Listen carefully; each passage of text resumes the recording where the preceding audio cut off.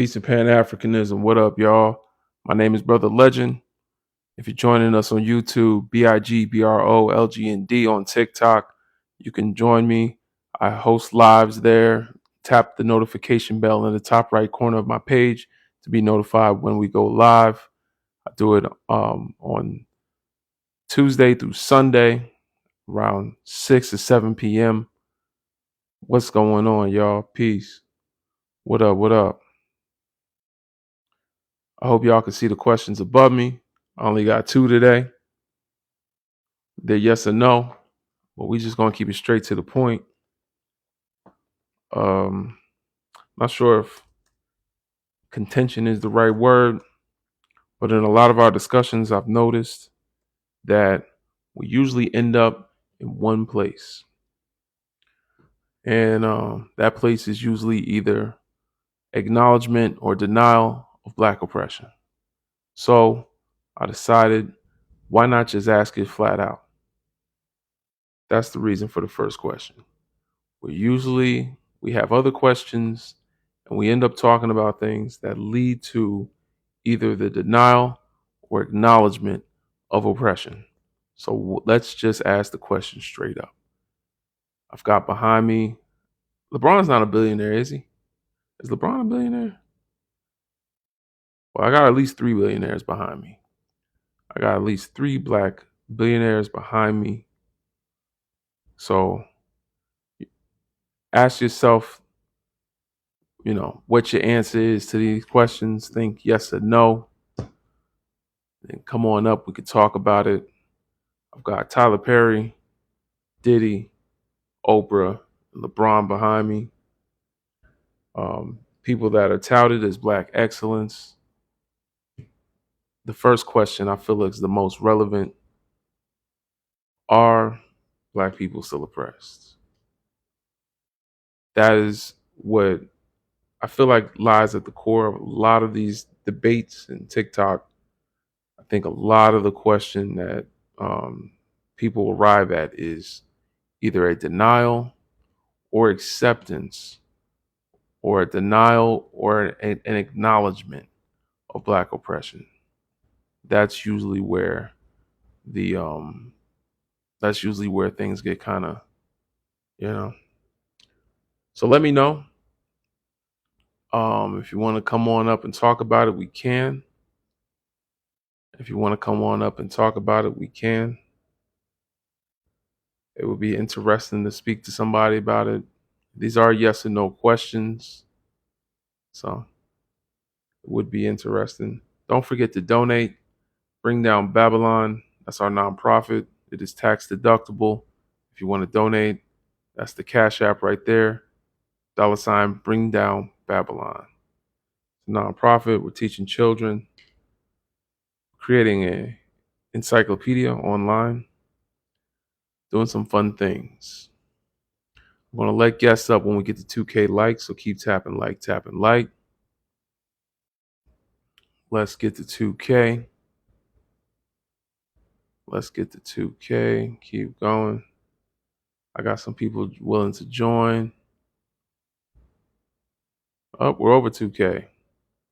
And the person left. I don't know what happened. Anybody wants to join, wants to feel free to come up and answer the questions, feel free to come on up.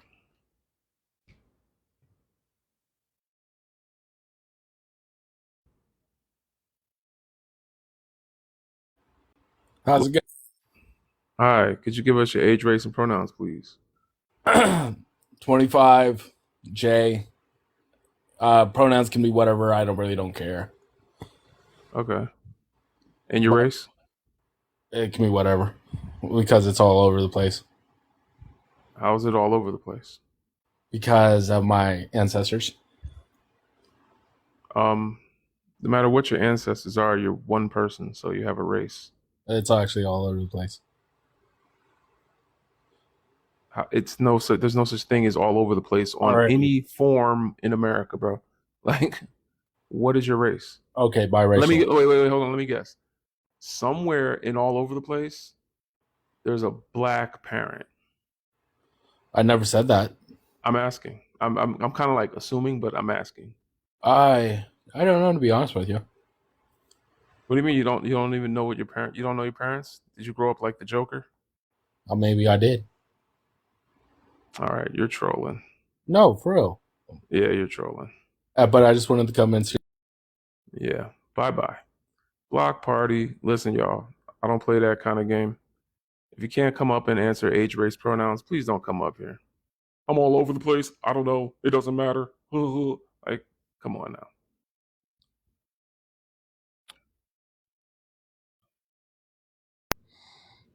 What's up, brother? What's going on, Red? Well, not much. African American, he, him, his. All right. Talk to us. What's going on? You know what? Before I actually answer it, you had a mod up here the other day that explained why you asked. Because I didn't like the question originally either. But when you hear that it's so you know how to identify me, you know, because I've never just thought about it that way. But I'm just saying, when I heard it explained, I was like, oh, yeah, that makes sense. But as far as your questions, Mm-hmm. are Black people still oppressed? Yes, we live. If you live on American soil, and I say this from the most patriotic of hearts, the system was not built or made for us. So it's the racism and the oppression is baked into the cake. Mm. It can't help but to be oppressive in nature because it was made that way. So, and then number two, are white T people inherently racist? Yes, if you're not actively disowning and tearing down the systems that you didn't create, but by birth uh, benefit from, Mm-hmm. yes, you can't help but to be. Mm-hmm. Okay. And that's regardless Absolutely. of how you feel about me. You could be my best friend. But if you know that you can actively have a different interaction with a police officer or someone of authority than I do, and you don't speak out against it, or you know that you can go into an institution and get a loan that I can't, even though my credit might be better and you're not speaking out against it, yes, you Mm-hmm. are. Okay. All right. I like those answers. I think you're the first A of the day. I've seen a lot of F's in the comments. I'm just letting them pass on by once they realize this live is not for them. This live is not for you. If it's not for you, you can leave. Bye bye. Go on ahead. Don't feel like you have to stay. No one invited you. You scrolled in. I actually do have a picture for some of y'all, but I can't put it up here right now. I found a picture earlier. It's hilarious. It's about people that stay in other people's business. What's going on, D? Holy Spirit, activate. I must say, it is very interesting that the fact that whenever Black people come together, you can see the epigenetics of the oppressor's grandchildren and great grandchildren show up. Because the need to come into a space that has nothing to do with you and and critique them. Look at the screen, D. I can't see this. It's just showing you you the coffee mug. Oh, you can't see? Uh-uh. How can you not see? I see it now. That's what's happening on my Where did live you right now. find that? Look, as soon as I did that, look, 200 of them left. Stay in Black business. But y'all don't hop in that tub though. I don't get it. Yeah. Don't forget to tap like, y'all. I knew that was gonna scare him away. All right, hold on.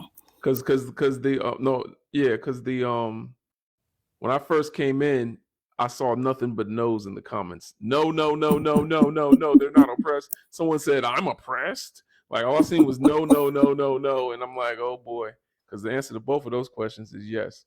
So I was intentionally not making my stance known.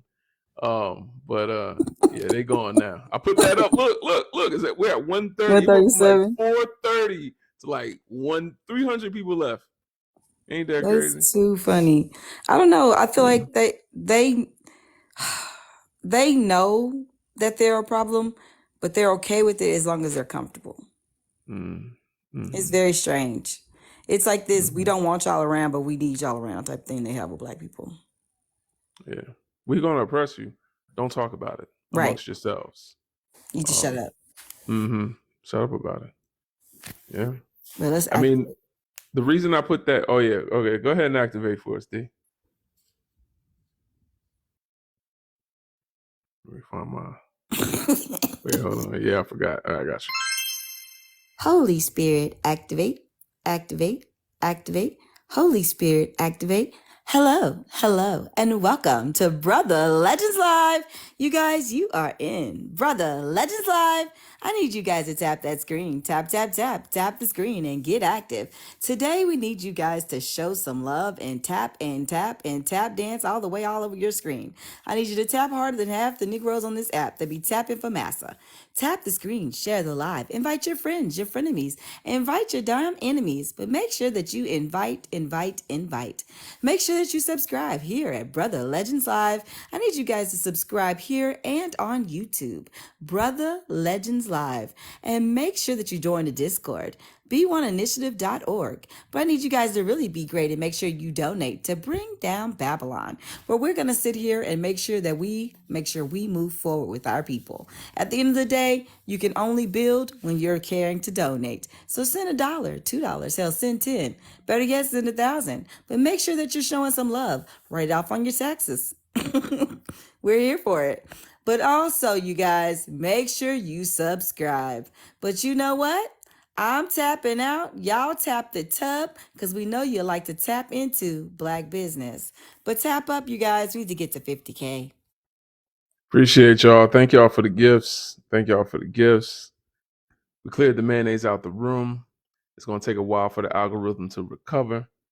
But if anybody down there wants to come on up and talk about it, they can. I feel like the conversation when we talk about interracial relationships, the reason a lot of us feel like love is because we feel like we're not oppressed. We feel like that's over. It's all over. It's done.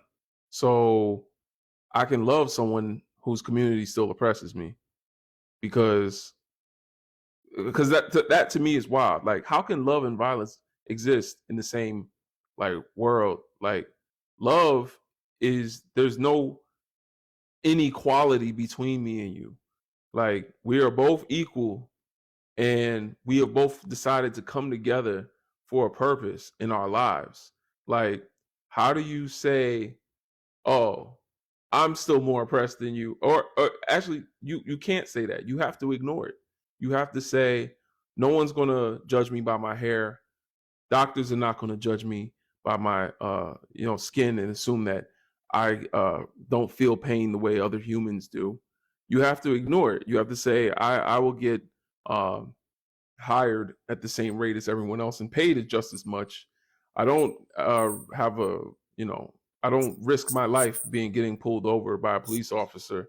You have to ignore all of that in order to say love is love, and I can love this person who, despite all the things that I'm going through, because of his community, loves me back. Even though his people chose to bring my people here, didn't even want to come here. Like, our ancestors didn't even want to come here. But we can say love is love in the midst of us still being oppressed. And I think that's why the first question is important, because that's where we start to see cognitive dissonance. People that acknowledge and people that ignore Black oppression. It's like, even Black folks will ignore Black oppression. Can I speak on that? Yeah. I feel that whether it be marriage or position in society or even how much you make and where you live, every Black person is one incident away from being reminded of what they really think you are. And this is the majority. Not all, because I know there's people, white tea people out there that will argue for us, but not, and that. I mean, thus you should, but yeah, we're one incident away from being reminded of what our place is. And I'm doing air quotes since you can't see me. Mm. Yeah. I mean, well, it's kind of like my analogy for it is, let's say, and I'm coming to you next, white royalty. I'm coming to you next. So my analogy for it is, imagine your neighbor is bringing van loads of children to his house and locking them up in the basement. And you can see through the basement window that they're crying, they're banging, they're asking for help. You see videos that they're sending you and videos online of them screaming and pleading for help, as you know what's going on with them. And your neighbor tells you, hey, listen, I'll pay you $1,000 a day to just keep quiet about it. And you say, you know what? I need the money. Times is rough. I'll take that $1,000 a day. But I don't like what you're doing. They take the $1,000. You take the $1,000 a day. Now every day, you're benefiting. There's a privilege. You don't have to think about that $1,000. You don't have to go work for it. You receive it every day. And it's kind of like, you know what's going on with the kids. You have friends come over and you say, you know what, we're going to do something about it. I'm going to use my $1,000 to do something about it. Let's make a book club. Let's get together and talk about it. Then one day you go and you even knock on the neighbor's door and tell them, hey, I don't like what you're doing to those kids. This is not revolutionary. This is not doing anything for those children. If you really cared about those children, you'd grab the nearest click clack pow, go handle that neighbor, and go save those children. They don't think that far. They think just talking to the neighbor, wagging their finger in his face, is standing up for us or doing something, you know. And even you saving those children doesn't make you the biggest hero, because you've also benefited from those children's oppression. You know, you've taken the money, and that's the thing about privilege, is where you're actually benefiting from the oppression, and you don't want to, acknowledge it. So, we can talk about it some more, but white royalty, go ahead, give us your age, race, and pronouns, please. 43, white, his, him, he. All right, talk to us. Answer the questions. Shoot, give me one. What do you want me to answer? They're up here. You see them? Black people are still oppressed. White people are also oppressed. 2, are white people inherently racist? I mean, I'm not. When I go on any of these black sites, I get attacked almost instantaneously from everybody because of the color of my skin. So I do see that aspect of it. You don't think it's because you're racist? No, not at all. You know why? What makes you so sure you're not racist? I'm just not. I don't have a problem with black people. You know why you know why my name is this? That I picked white royalty? Because I was grilled so hard off of one of these TikTok sites that I went and did that. So, just so that I could get brung up on a panel and have little discussions like this. But absolutely not. I'm not racist. I'll give you a good example. I'll give you a good example though. You can drive into my white little country community, and you'll probably get served home cooked dinner. Pat on the back, place to sleep. I drive into y'all's community. Is it going to be the same way? Yup. I was Pretty just much. alive with him. If I come to your community, I might not make it home alive. No, Do you you live my in a small town? and you're going to get fed dinner. You're going to get pat on the back. That's a damn lie. Huh? That's a damn lie. It's not a lie. Name one town where Kaufman, Texas. white people have not been able to come after dark. What? Say that Name over one again. town in America where historically, I'm not talking about your personal anecdote, where white people have not been allowed to come after dark. You said white people were oppressed. No. And I think you mean No, there are oppressed people. No, Or I wouldn't call them oppressed. I would didn't just say say there that are white people that people are suffer oppressed. from. I didn't say white people are oppressed. I gave you a direct You example. did. Please don't lie. We're not deaf. You said white people are oppressed too. You said black people are oppressed and white people are oppressed too. Oh, okay. Yeah, you're right. I just don't know why in it where Wait, hold on. This is not one of those kind of lies where we just jump in, heartfelt. So what I'm trying to say though is just because there are white people that don't have money, some of y'all think that's oppression. And it's not. You know the difference between like oppression and poverty, right? Well, I understand, but by your own wording, you said some of you. I don't know what that means. What do you mean by It some means of you? some people's opinion. It does not give the white people. It does not like make up a choice for the white people because you found some people. You know what I mean? That's what I mean. Who's the mic? Alicia, can you Uh, TikTok division? Hey, just real quick, how come you don't show Diva the same that you show Heartfelt? Is it because of how come you don't talk to Diva the same way you talk to Heartfelt right now? While Diva jumps in, why don't you? because D is my co-host. I'm just saying, if we don't jump all around, you put somebody in their place just now that happens to I be didn't put anyone looks in like their white. place. I informed someone of the rules. I'm Okay. not. You know what I think, white What? royalty? Yes. Whenever a white person needs to not only put their race in their username on TikTok, but also say that there's white oppression, even though oppression means that there's a beneficiary. Who is the beneficiary of white oppression? Man, I don't know white oppression. I don't know dark oppression. I don't know. I don't get it. It didn't that happen like generations and generations ago, and now No, everybody's but I'm kind of saying like black oppression, for example. There are white people like literally stealing resources from the Sahel region of Africa, the Congo. Like there's people that are being unalived digging mines for white diamond companies, like white owned diamond companies in Africa, right? okay. That Well, is I can't how go we into get the some products. cities because Wait, of black hold on. Don't owned. talk over me, white royalty.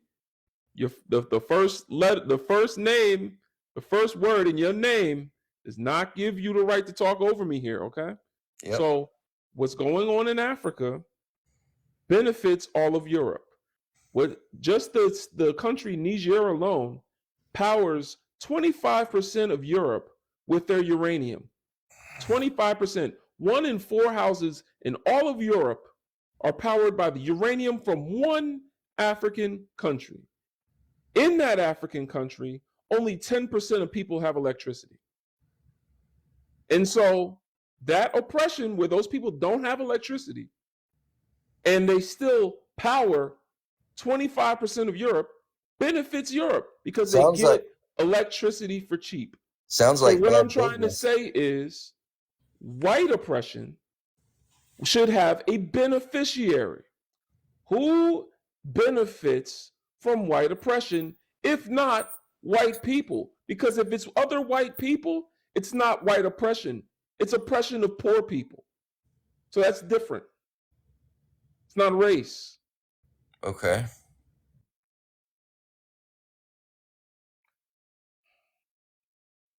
So there's no beneficiary. All right. I can't think of any Europeans that were colonized by anyone other than other Europeans and um, Europeans that speak an African language, have an African last name, and were forced to go work in African colonies, have an African last, or were forced to worship African deities. You know, what European country worships a god or son of God with an afro? Let me know. And that being the case, I'm gonna move on to the next guest. Thanks for coming up. Have a day, have a night, you know, do what you do. Don't bite too hard on that mayonnaise sandwich. We know you ain't got no lips. All right. Next guest. Heartfelt. Give us your age, race, and pronouns, please. Age 25, she, her, black. Yeah. I actually just came up because I just Hear this hard, yeah. came Oh from a shit, sorry. live. I'm sorry. Everybody mute up when you come up. Go ahead, You know, I came Heartfelt. in because I had just come from a live where he was at and he was saying like a lot of racist stuff. He brought up somebody that had said the N-word on the live, and he also was saying all this stuff about how white people are the only people that have 401ks, and he was like, how does it feel to be white and only have wealth and all this kind of stuff. So I just wanted to just put that out there, that him claiming that How it's you completely been? disingenuous. Alright. Oh, okay. I mean, to be honest, You you didn't have know. you must be new around here because we know that the term white is not neutral. It's not just a nice way to describe people. It's a violent term. So anyone that is not only identifying themselves, but also making sure to put in their name that they are part of a violent, oppressive caste system and that they are at the top of that caste system, you don't got to warn us about that person.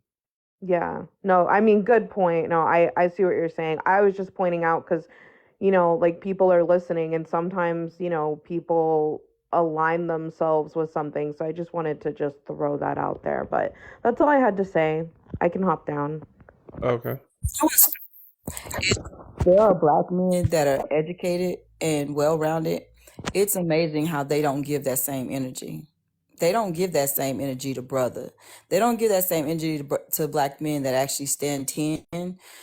So it's always interesting how they see themselves in the dynamic of a conversation. They get weird, like you say, brother. That you like, they be on some weird. Get to asking weird questions, saying weird, random things. Like it's so. Yeah. Yeah.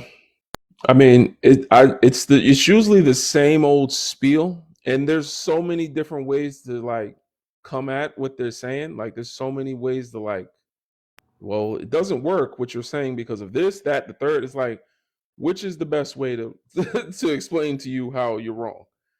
Uh, But my opinion. please don't unmute. Please don't do that. Please don't do that. All right, let's go to the next guest. In free, you here? Family, you here? In free. All right, I in think free. they And free got a coffee coffee cup. mug. Yeah. All right. Logan, give us your age, your race, and your pronouns, please.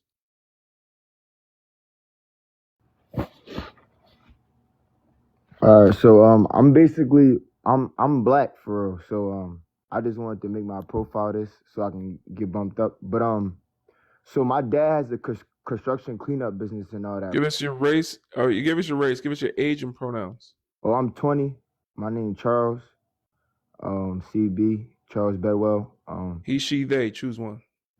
I'm a nigga. I'm a man. I'm a boy. I'm a boy. Wow. He, she, they. Choose one of those. I didn't say call yourself the N word and a boy. Like, what the hell? Yeah. If we weren't calling you by They. your name, what would we call you? Would we call you Oh, he? Would we call you she? Would we call you they? he. All right. Continue. All right. So basically, like, so I live like in like a good neighborhood. Like it was a good neighborhood when I was living down there. And for sure, there's a lot of racism going on. Like I didn't realize it until we start like getting around them type of people. Like for example, like my little brothers, they have dirt bikes and they're young and all that. So even the neighbors in the neighborhood, they start sending their kids over to say all type of niggers and all that because All right. Yeah, you gotta go, Logan. I'm sorry. You don't know how to watch your mouth, man. You can't okay. You can't be up here Anything, saying, man. yeah, like what the hell is wrong with you, man? Like you trying to get me taken down? That's weird. That's weird. I don't even feel like he was black. Man, Anyway, like what? what the hell was that? Everyone put F1 in the comments, please. To protect the live, putting F1 in the comments kind of like cleans the palettes. I don't know what the hell that was. I hate it when if you come up here, let's start with the questions first. Like let's just answer the questions, y'all. Like, let's not get into how, you were raised and all this other stuff. Okay, in free, you back? In free? I'm here. All right, talk to us. All right. Do you want me to introduce myself first or? Up to you. You've been here Yeah, before. that's true. I'll do it again just for the new people. So I am free. I go by him, and I'm black.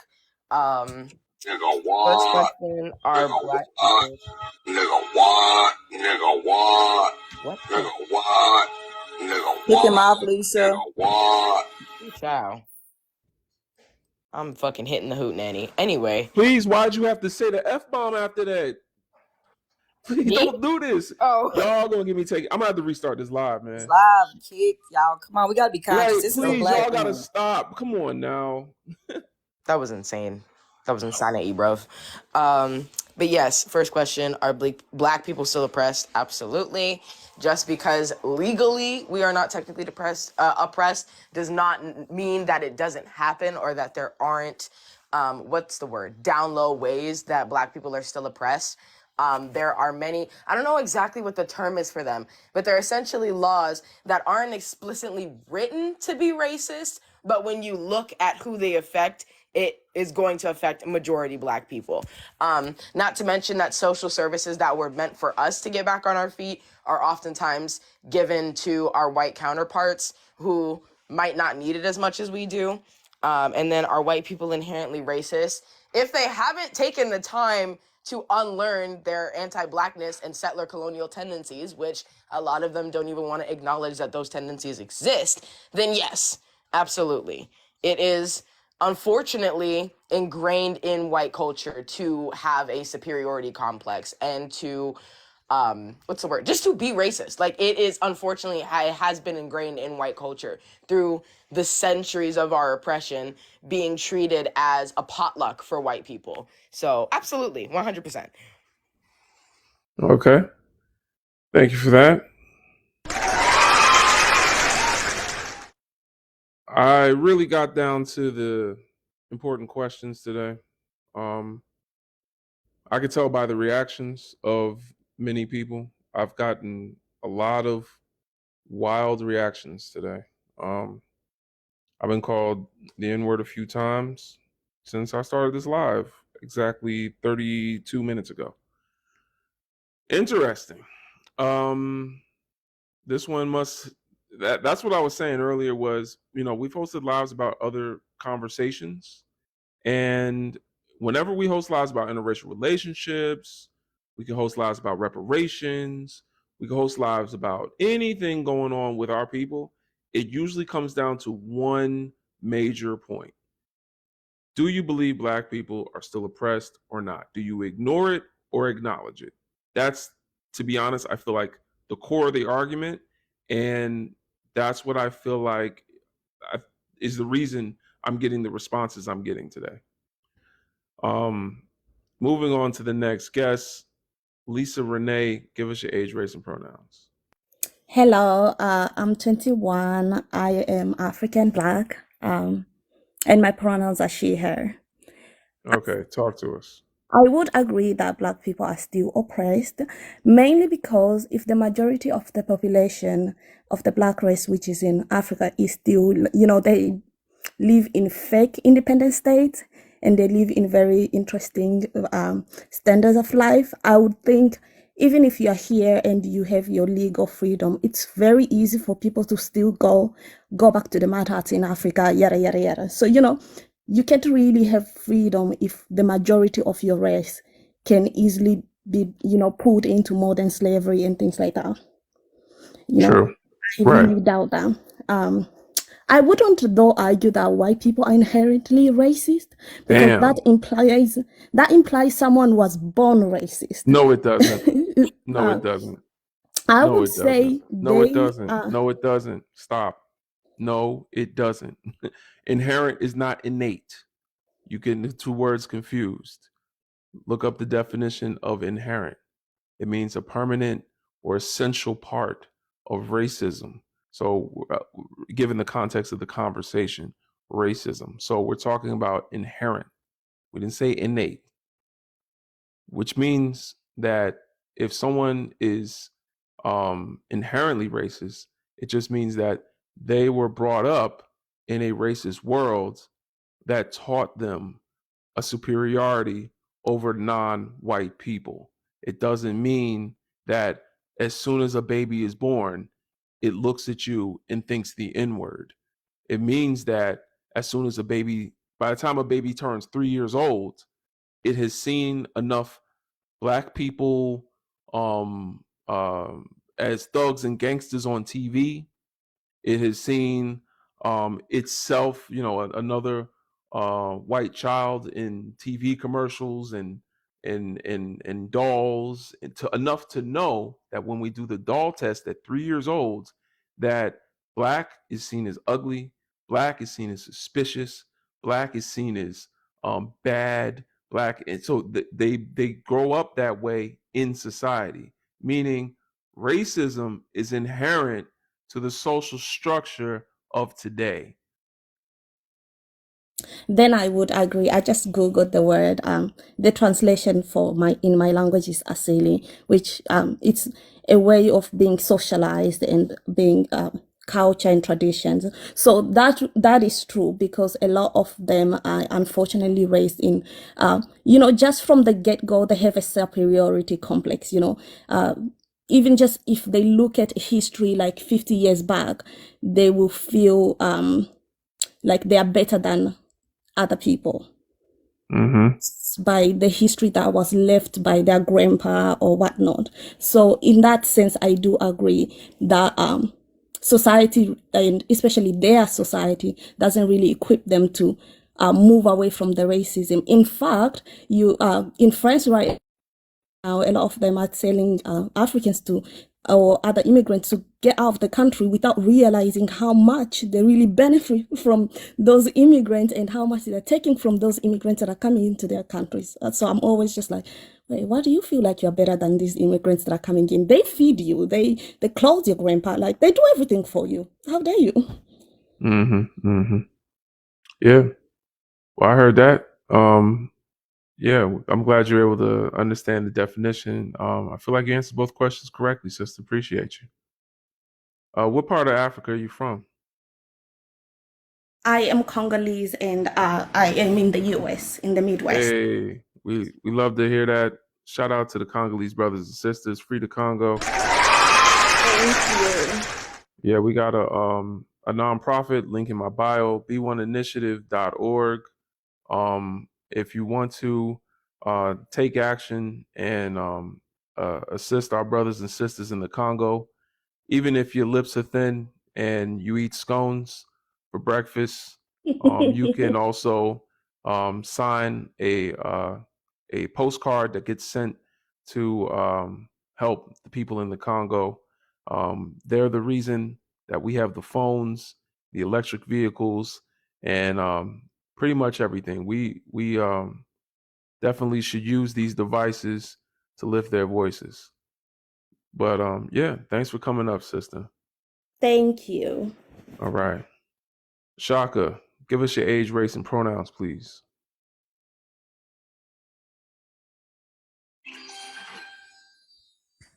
Thank y'all for helping us reach the goal. Oh, what it do, brother?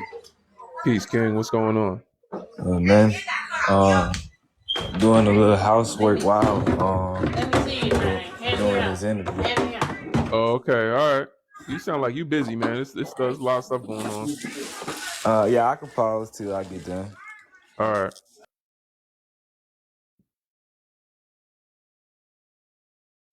All right, I'm gonna go to the next guest.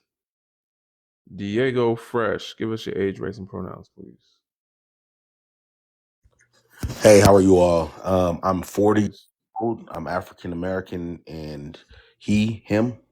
All right, talk to us. I was looking at, I was just reading some of the comments earlier and then looking at your question, are black people still oppressed? I think, from my perspective, right, I spent 17 years in the military, and I think oppression is more mental, right? Especially at the level that we operate at, right? Even somewhat systematically, you know, when you take accountability for some things, right? Like people say, well, the justice system does this and this against us, right? And then I like sometimes I guess if you don't do anything wrong, how can somebody put you in a system that's oppressing you? I could tell you how. Go ahead. You know what? On my live, I just decided that anyone that used to be in the military Right. deserves 25 years in jail. Anyone been in the military, they have to speak up now, or I'm gonna throw them in jail. Anyone in the military, actually, you know what? Anyone whose first name begins with a D, I'm just deciding, and I'm not gonna make these laws to criminalize anyone on this panel. No one's oppressed. You know, look at Diva. Her name starts with a D. So anyone that has a D in their name is a criminal. I'm just, you know what? I might even, invite more people up with D just to make it seem like I'm not really coming for you, but just anyone. It's not specific. It's not specific to just one person, but anyone that used to be in the military. You see what I'm saying? So I get where you're coming from, right? So my counter to that would be that's all talk until there's action, right?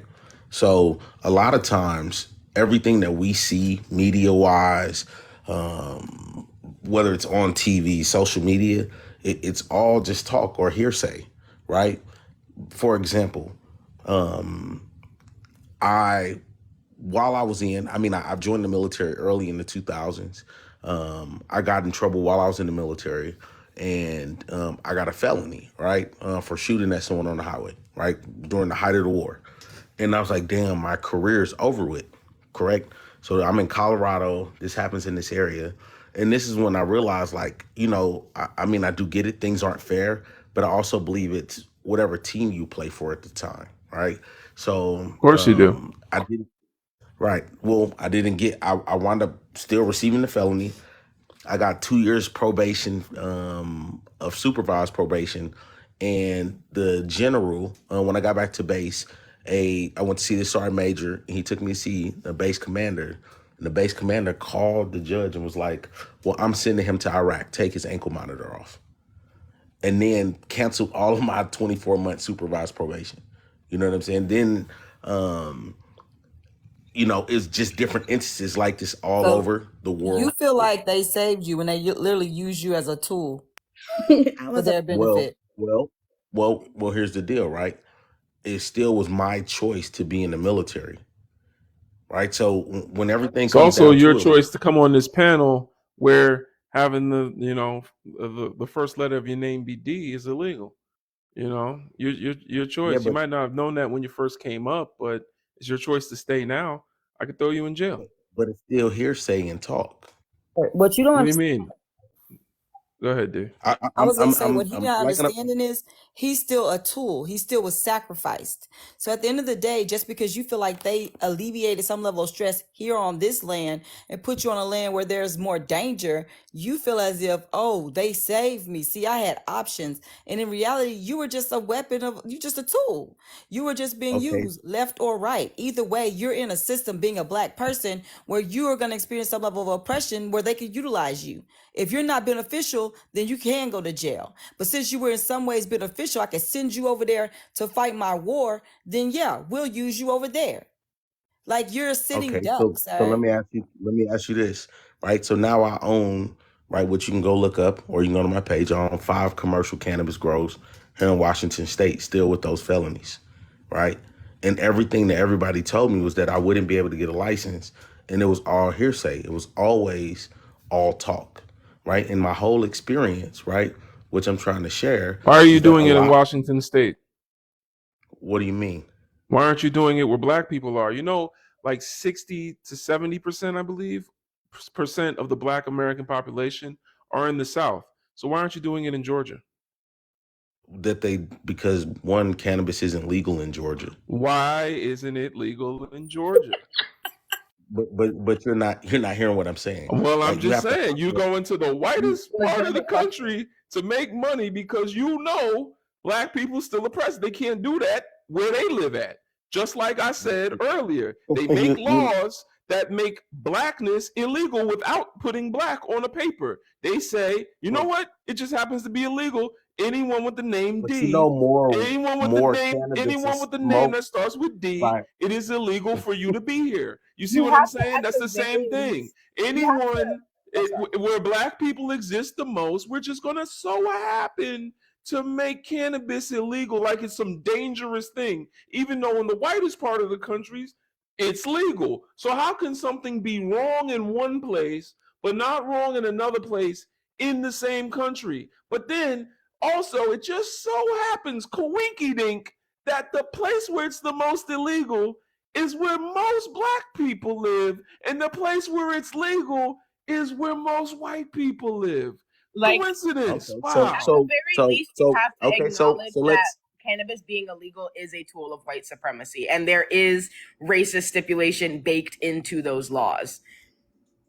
so in Maryland, right, and in DC, right, cannabis is legal, correct? Yes, I don't know right. that to be. I don't know DC. that to be. I don't know it to be sure. But No, if you want to I'm go with letting you it, know let's go with it's it. a I don't know that fact. to be It's sure. legal. All right. Okay. Someone said no It in the is. comments. So in Washington D.C., cannabis is definitely legal. Someone said it's not legal in Maryland, and that's Tia. She don't lie. Okay. I don't know. It's a very like. And that whole you can literally drive into a dispensary in D.C. Like she's She like, well, said you you need need a a medical medical card. card. Yeah. That is That literally makes you sense. go into an office and say, hey, I'm going to pay my $100 to be able to smoke cannabis, to be So legal then why to did smoke you go to DC for it? Why did I go to Washington? When I retired from the military, right? When I got medically retired, I stayed here and went to the industry because this was the first place that went legal. So how can you go get the most traction, right? As an entrepreneur, I'm going to go to the home of where it's the most legal, right? Where I could be the most free to do whatever it is that I'm doing. So why are to you more build up- free in Washington State than in DC if it's legal in both places? Because one is recreational and One has more black people. It has nothing to do with being black, bro. It just a coincidence, huh? Ain't that interesting? Listen, And don't- would you know that black So, okay, people the are business more likely operate to off be of arrested speculation. for having marijuana? Did My you know thing that? is, my thing is, We're if talking you about things that understand operate the off of criminalization- speculation. Hold on. Okay. Go ahead. You're struggling with logic here, Diego, but there's other people that want to talk. No, Hold I'm not, on. because let's hear some other people out. Hold on. My only question is if you can at least recognize and acknowledge that it is much more heavily criminalized in black neighborhoods and cities than it is in white neighborhoods and cities, because DC is still a very white state. Then my question is, why don't you at the very least advocate for the decriminalization of black people using cannabis? If improving the cannabis industry is actually your goal, then part of approving the cannabis industry is destigmatizing your people's experiences surrounding cannabis, as well as their ability to use cannabis without being profiled. But you're not saying any of that. You're not advocating for any of that. You're just serving to the white clientele that are allowed to do these things, that aren't stigmatized to do these things, and leaving your people in the dust. At least recognize that. All right, go ahead, Black Swan. You. So the reason why he's not is because he's thinking on an individual level. Individual success amongst black people does not mean that oppression doesn't exist. Diego, you talked about your own experience, right? We're talking about the collective and the mass incarceration of black people, right? We could talk about the GI Bill and how people in the military went and fought and served their country and did not receive those benefits. You're thinking on an individual level and not the collective level. That's why he's not getting it. That's exactly why he's not getting it. Absolutely. He's been sold the American dream. He's thinking about himself and his own business. And I don't know if he's still there, but if he says it and needs me to repeat it, I will happily repeat that. Okay. All right. He left. All right. I think that's it. I think we did it, y'all. We did it, y'all. Shout out to y'all. Perspirated, yeah. May I, brother? Yeah, go ahead, Red. I've been wanting to speak to my brother in arms. I wanted to speak to my brother in arms because that can be. I served 21 years myself in the army, and me and him stomped on some of the same grounds from what it sounded like. I used to be stationed in Washington and some of the other places he named. But even within the military, I wish he was here to confirm it. Even within the military, when we're talking about the promotion systems, we get promoted on a system that, bases us sometimes on our physical prowess, the PT tests, military knowledge and all of that. I found in my career, I had to be stronger, faster, and smarter than my YT counterparts to get promoted. I had to go above and beyond to get promoted. And then let's take it afterwards. So that example that I told you, we one incident away from being reminded of who we are or the place that they think we should be in. I had a BLK female. It was my fault for dealing with that type of female, but Woman. Yes, great. I'm sorry about that. So basically told me, and I could prove that at the time and to this day, that you live in a white T neighborhood. All I got to do is call the law on you, and they won't care about where you live, how you live, or your service. And she did that one day, and I gave them evidence that she said she'd do this, and guess what they did? They slapped the cuffs on me anyway. So, like you guys were saying, this example of, because I made it as an example, and I'm not knocking the military. I wouldn't have traded my military service for nothing. I was proud to do it, and I reaped a lot of benefits from it. But to think that America sees you any differently and that you can't be touched by it, because if I was still active at the time of my incident, the incident probably would have went down totally differently. But I was retired. And that's all I had to say on that. Yeah. I got a notice that the live is being reported, so I'm trying to check on it right now. But yeah, we are triggering some people today. I think I flew too close to the sun with this question. I think this is the question that has the most disagreement. People want to either ignore or make known Black oppression, and I think this is the core to most of our discussion. But TikTok has a new feature where they warn you instead of just dismantling your live. So I kind of got a warning, but I think we'll be all right. We're gonna keep pushing. Black Swan, could you give us your age, race, and pronouns, please?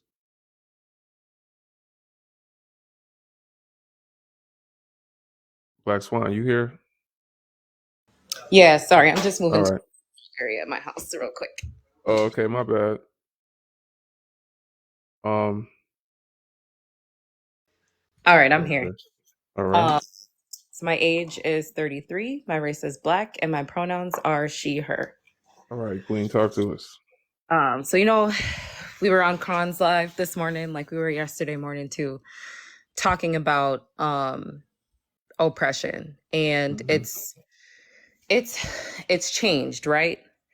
We're not we're not all in chattel slavery anymore, but it just looks different. And Tia had made the connection between the prison system and slavery and how it feeds capitalism, right? A lot of people don't realize these things, but a lot of the places that we go to and shop for, those things are put together, like those goods that they sell are put together by prisoners. They get paid what is it, 3 to 10 cents an hour, something like that. But we can talk about the school to prison pipeline and how young Black children are affected by that, right? We can talk about medical racism and the infant mortality rate for Black women versus YT women. We could talk about redlining. We could talk about, financial institutions, Navy Federal Credit Union. I think it was the one that just recently got called out to the military. We didn't get to talk to Diego about that either, but he ran. So obviously those are just a few a few statistics out there about, ways that we are oppressed. It's definitely is still a thing. We were talking about today erasure in education and the way that we've been indoctrinated through the education system, right? What they tell us about our history. That's a tool to keep us oppressed. We don't know the truth about our history, right? They don't want to, they're not going to admit to it, but they also don't want us to understand where we come from, right? The propaganda and things that have been on television about Africa, right, is a complete opposite of what Africa truly is. It has been colonized, but think about it, right? The way that they paint it out to be, even using terms like third world country. I don't use that term, and I suggest people get rid of that term, but even terms like that, right, make it out to be a certain thing. Yet every superpower is over there, has a hand in it. Looking for what? Right? They wouldn't be where they are without that. So that's just, those are just some examples, but we are most definitely still oppressed. And are YT people inherently racist? Yes, they are. Every single one of them. Unless they do the work to, anti-racism, we could talk about that. And that is not just, oh, I'm starting my journey, or saying I'm working on it, or reading one book and, oh yeah, I think it has to be something intentional, where you read many books, where you have discussions, where you work to unpack what's within you inherently, right? And then teaching other people. I don't think it's enough for people, because people look at things on an individual perspective. It has to be a collective, right, perspective, like a communal perspective. So if that is the work that they're going to do, I think it's important that they unpack it within themselves and they teach other people to unpack it within themselves as well. But yeah, so I'll land there for now. Okay. I'll go to the next guest. Appreciate you, Black Swan. Africa Debunked. Hey, real quick, I need some of y'all to drop down. It's too many people up here. We got more people that want to join.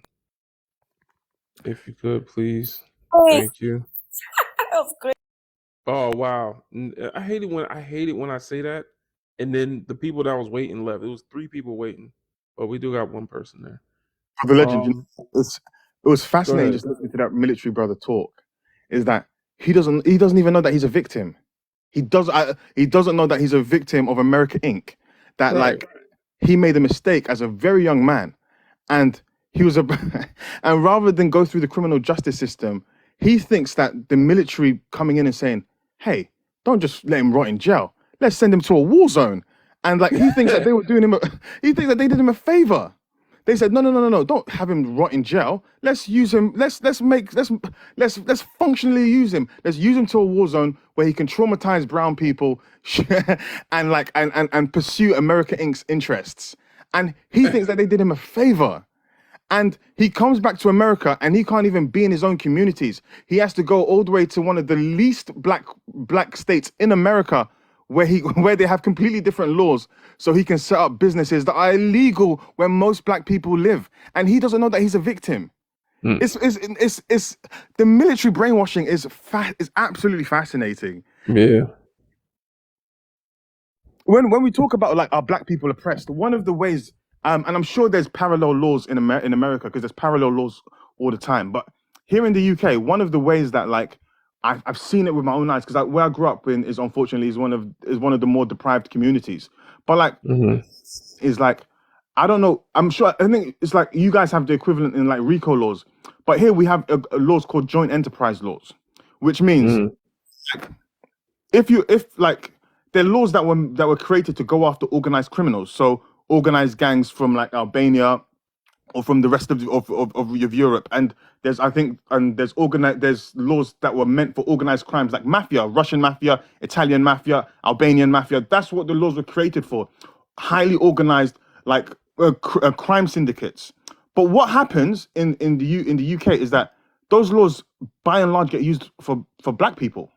So what they'll do is that if we're at a party, Brother Legend, me, you, and D are at a party, if D goes and gets into a fight and I don't know, D hits someone over the head with something and that person dies, they're not just collecting D. They're saying, "Oh, but Brother Legend and Africa, you guys have been in a live with her. You guys have been in several lives together. You guys are Mm-hmm. part of a Discord together. No, this is an organized syndicate. All of you are going to prison. And I'm like, but I Right. never hit anyone over the head.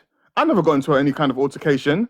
They're like, I don't Mm-hmm. care. Joint enterprise. You guys are a gang. You guys are an organized criminal syndicate. And all of you are going to get exactly what D gets. And Mm-hmm. that's exactly what they do.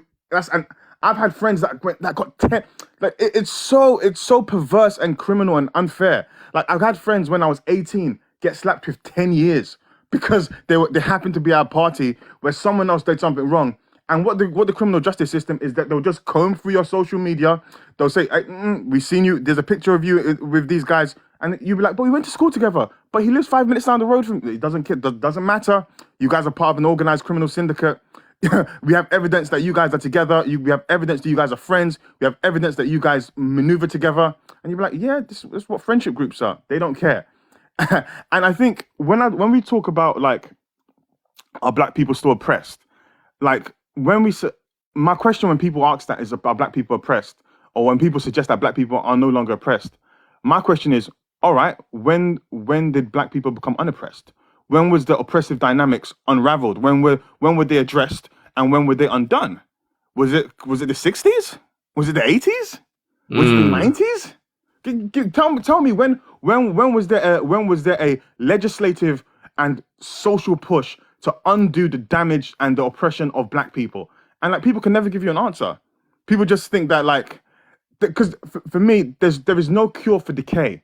Decay has to be undone by a cleansing fire. Like when was this cleansing fire? Was like they and Malcolm X described it perfectly. He says, if you stab me in my back, like if you hit someone, Yeah, I'm like, please. sorry, Yeah, I know, yeah, we already I in don't know trouble. what the I'm trying to think of an equivalent word, but if you hit someone, if you juke someone in the back, you say you letting go of the knife, you letting go of the weapon doesn't mean that the healing has been done. You pulling out the weapon 3 inches doesn't mean that healing is done. You pulling out the weapon completely doesn't mean the healing is done. Healing is done when a healing process has been and the wound has been addressed. That is when healing can be done. You saying like, and people like, not only has like a healing process not happened, people are telling black people that no, the weapon doesn't even exist. The weapon is in your head. And it's crazy. Yeah, that's what he came up here and said. He said, I think it's mental oppression. I think it's mental oppression, and it's crazy because the statistics like bear out a story. So as one of the sisters said, the statistics, and these statistics not only do they exist in America, they exist and they're parallel throughout the world. Wherever black people and white people live, these statistics are parallel. So like it's Somebody really want to talk to him. Yeah, he need to put his phone on D&D every time he come up here. That happened.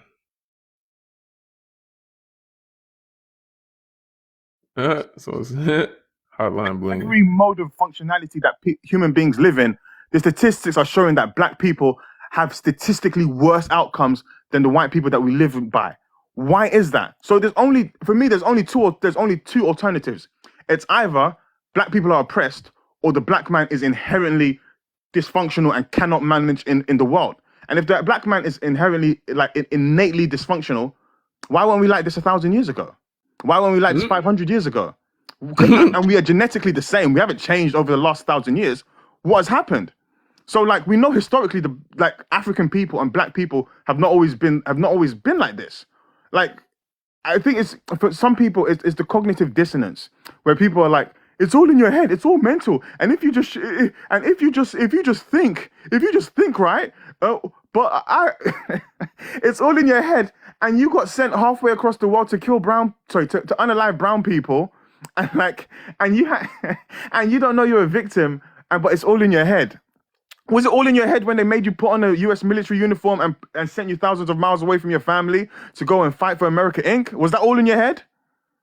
Was it all in your head when you had to move all the way to Montana on the other side of the country because where black people live, it's criminalized to do exactly what you're doing in Montana in the same country? Like, come on, man, don't speak to us like we're dumb. And it's just like it's all in your like when people say it's all in your head, that's just it's fascinating the military brainwashing, man. Yeah. And I've noticed that every time, like, every time someone says, "Oh, you know, I'm coming from the military," I always kind of just roll my eyes. I'm like, "Oh, I know some BS is coming next." Yeah. Yeah. But yeah, man, it's just fascinating hearing that brother speak. Yeah. All the military brothers and sisters I've spoke to have been like that.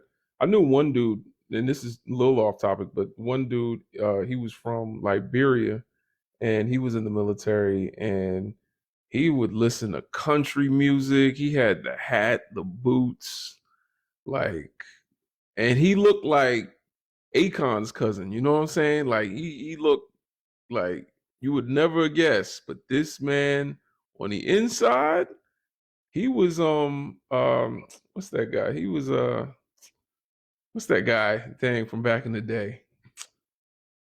I forgot the guy, the old what Clint Eastwood. He was Clint Eastwood in his head. That's who he thought he was.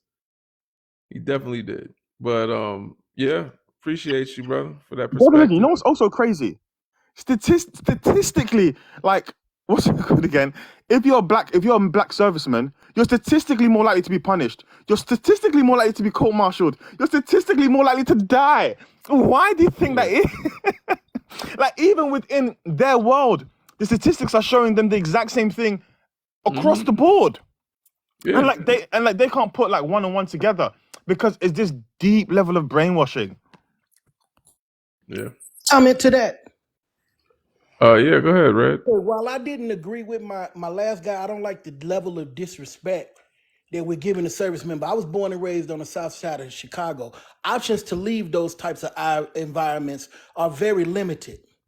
There are many brothers and sisters from the continent that also served in the military looking for opportunity. It's not because it's the optimum choice that we look for, but we take the choices that we're given. So to insinuate that some level of brainwashing has been performed and I don't have the intelligence to understand that. I understood the whole time.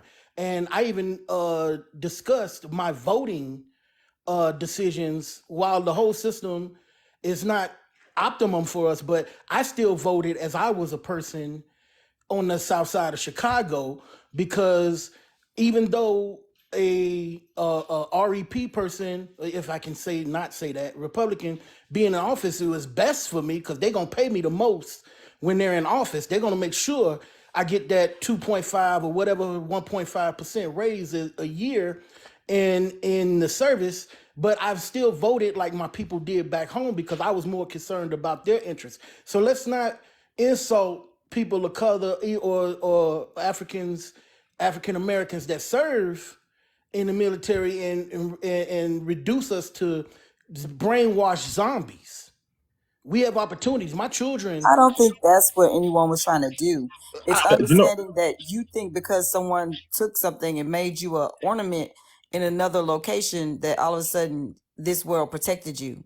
He was just another ornament on another landfill. Like, that's the point. Like, you can use the military. I would advise any black person, if you are signed up for that, to use it to your benefit because they're going to use you to theirs. And I don't see the need to cut nobody down in regards to the choices they make in those regards if they think it's the betterment of their people or for themselves. But I think that at the end of the day, you got to realize that you are a tool. You are being used as such. but I think honestly, We don't see the insult in calling me a tool. Sir, he I said think and and like send him somewhere else. And he felt as if they saved him. When in reality, they sent him somewhere that he could have been unalived in minutes. Like, he thought, oh, they did the best for me. No, they used you to their benefit. You are a tool. Listen, I'm dating a man in the military. This man been in the military over 20 years. You are a tool. You are giving up your life, so much of your life, is spending time with your children to service a country that when you come back to it, you are still going to be treated like a second-class citizen. brother, I think the fundamental dynamic, and it's not meant to I mean this in no way disrespectfully, but what I feel towards like black servicemen, by and large, is pity, and it's a pity that comes from empathy because I understand what it feels like to come from an impoverished like local community where there's not real opportunities, and that there's not real opportunities, and rather than like invest in like real opportunities, rather than give people actual like employment opportunities, what the system does is say, hey man, we ain't trying to give you no opportunities, but what you can do is we can put a gun in your we can put a pew pew in your hand, and we can send you halfway across the world, so we can traumatize you, and we can have you unalive a whole bunch of brown people that never did anything to you, and then you can come back and be a second class citizen again. And that's but we won't let you unalive the people that have done things to you. Exactly, and I think that's a fundamentally oppressive dynamic, and I think unfortunately, if I'm being honest with you, my brother, I think you're a victim, and I think you're a victim of the American military-industrial complex that puts that and a country that is not willing to make like tangible change to your condition, but is willing to put pew pews in your hand and send you across the world to pursue its military interests. And I'm sure it comes, and you come back, and people come back, even if you're not able to vocalize it, and you don't have the vocabulary or the words for it. Like, you come back with a deep level of trauma because they can't send you away from your local community for years and years and years to do a tour. Like, you can't do 20 years in the military and not come back with deep levels of trauma, because the kind of things that the military makes you do, like, these are traumatic things. Like, it's traumatic to like to the drills that they make you do, because they want to strip you of your personal identity. It's traumatic to put like weapons in your hands and send you to go and attack people that have never done anything to you. It's traumatic because fundamentally, like, there's something wrong here. Why am I in these people's land? I don't know these people. I don't speak their language. They didn't do anything to me personally, but I'm in their land with a pew pew in my hand. And like, I know, like, deep down, like, you, especially as a black person who can empathize, you knew that there was something wrong. And my brother, I empathize with you, and there's nothing but love, but it's pity, because like, and it's and because I understand, I know what it's like to come from poverty, and I know what it's like for there to be lack of opportunity, and I know what it's like for when there's lack of opportunity, the insidious military, because they came to my school. My school is one of the poorest schools in my area. And why is it that the military come with their little stores after the school and say, hey man, you can see the world. You can't see the world if you're never going to see the world like just having a normal job. You're never going to see the world working in your local Walmart. You're never going to see the world walking at your local Walgreens. But what you can do is that you can see the world if we put a pew pew in your hand and if you pursue our military interests. So like, yeah, bro, it's not meant to disrespect you, and it's not meant to call you unintelligent, but there's a level of brainwashing that they have to do to even put that pew pew in your hand and send you over there. And it's sad, but that's the reality. So let me once again, then I'm gonna come down, but I must let you know that I was never brainwashed. It was no level of brainwashing needed. There is a level of The fact that you don't even training that know you're brainwashed is part of the brainwashing. I never interrupted you, brother, please. So I've never been brainwashed. It's really funny that you guys can speak about a perspective. Like, if anybody had served, I could see you telling me about it from that standpoint, but you can't. And even being associated with somebody that has can't give you the experience that I have. So that doesn't give you any leverage of experience either. So like I said, when I joined in the 90s, I knew exactly what I was doing, exactly where I was going, and exactly how it was going to be done. And because to this day, my children have health care, I knew that. I knew it at that moment, and this is where I land my plane. I knew at that moment when I decided to do this, I could, if I didn't go to school and get a 4-year degree, my main thought was, what could I retire doing? Because I don't want to work. My grandparents raised me; they died raising me, and I thought to myself, what can I retire doing if I don't finish college? And I don't Why know didn't what. you sell C-Rack? Huh? Why didn't you sell C-Rack? Oh, I mean, there was a phase. But I knew that wasn't for me.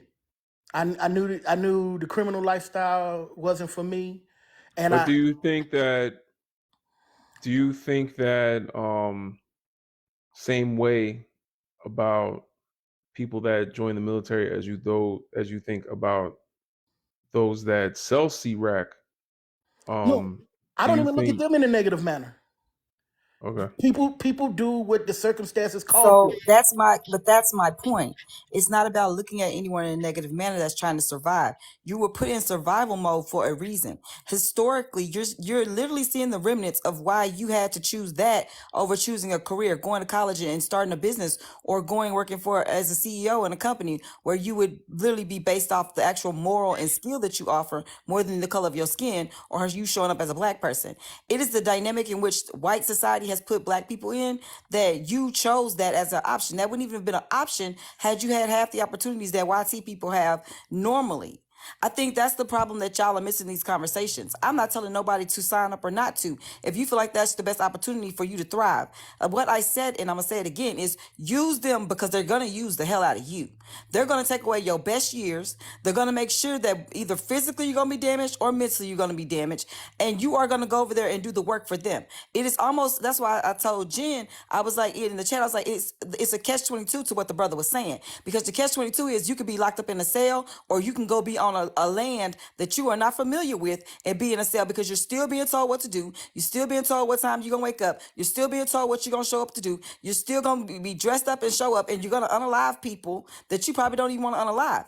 So this a catch-22 because the opportunity is the same if you look at it logically. But to be honest with you, however someone chooses to move in their lives, I will never S on them, because as black people, we have to understand the barrel in which we've been put in. The bucket in which we have been allowed to move around in is very small. But as black people, we also have to understand that our history is showing up present day. You would not have chose the military had you had the opportunity that YT people have in this country. A lot of the opportunities that y'all are accepting, or quote unquote calling opportunities that are better, are because they put black men's back to the wall. And you can either choose to sell rack or you can go to this military. But at the end of the day, you're going to be controlled by me. And both of them are gonna betray your community. Yeah, So I don't you agree know. with what the sister just said. I just Hmm. don't pity me, because I knew what choices I was making, and don't call me brainwashed or indoctrinated or any of those things. I'm fully educated adult that knows what I did then and what I did now. So those, I think those terms just make my intelligence level seem smaller, regardless of how you feel about it. But I do agree with what she said. Maybe if I had more options, I would have chose something different. I don't know. Brother, when we understand brainwashing isn't a function of lack of intelligence. Brainwashing is just a psychological technique that can apply for anybody. Some of the most intelligent people I know are deeply brainwashed into like Christian or Islamic cults, and like it doesn't mean that they're not intelligent. It just means that unfortunately the psychological techniques that were used on them, that they are in a Christian cult with like where they worship their pastor or they worship their preacher, and I've seen very intelligent people do that, and I think it's like, and I think, brother, I don't question your intelligence, but I think fundamentally, like, I don't have to explain to you because you were there. Like, you knew that, and I know there's a part of your spirit and your soul that knew that you shouldn't have been there, and that you knew that you were put into a situation where you didn't have a choice and you were put into survival mode, and you had to go and like fight people who were not your enemies for someone else's interests. The And brainwashing is that you did something you would not have normally done. That's the brain. It's not that. It's not less intelligent, like brothers just said. It's just that you wouldn't have been out there risking your life for free. It's out of survival, like D just said in the comments. It's out of survival that you did that. Who created the conditions that made that a lesser of two evils for you? Who created the conditions in your community that I just did a video on how Wall Street Journal article just said that the median black household would take 228 years to amass the same amount of wealth as the average white household. We're 228 years behind them. By the year 2053, the average black household will have a net worth of zero. We're about to hit zero, our wealth. We're going downward. We're not going up. Everybody talking generational wealth, generational wealth. We ain't got none. We keep talking about generational wealth and what we doing right now. They're talking about I'm building generational wealth. You yourself cannot build generational wealth. You yourself is one generation. You gotta generational wealth is on and on and on and on and on after you. You can start generational wealth and leave something behind, but if your children are raised in the same anti-black world where they still don't even have much and the white generational wealth is still doing this, then you can't 100% be certain that you've done enough to pass that on for generations. 228 years, that's a lot of generations. So when we talk about this, it's just that, even like your brother just said about religion brainwashes you to not take on what you think is right and wrong, but whatever a book tells you is right and wrong. So I know black folks that won't speak up to Christian Republicans because it's in the Bible, cursed be Canaan.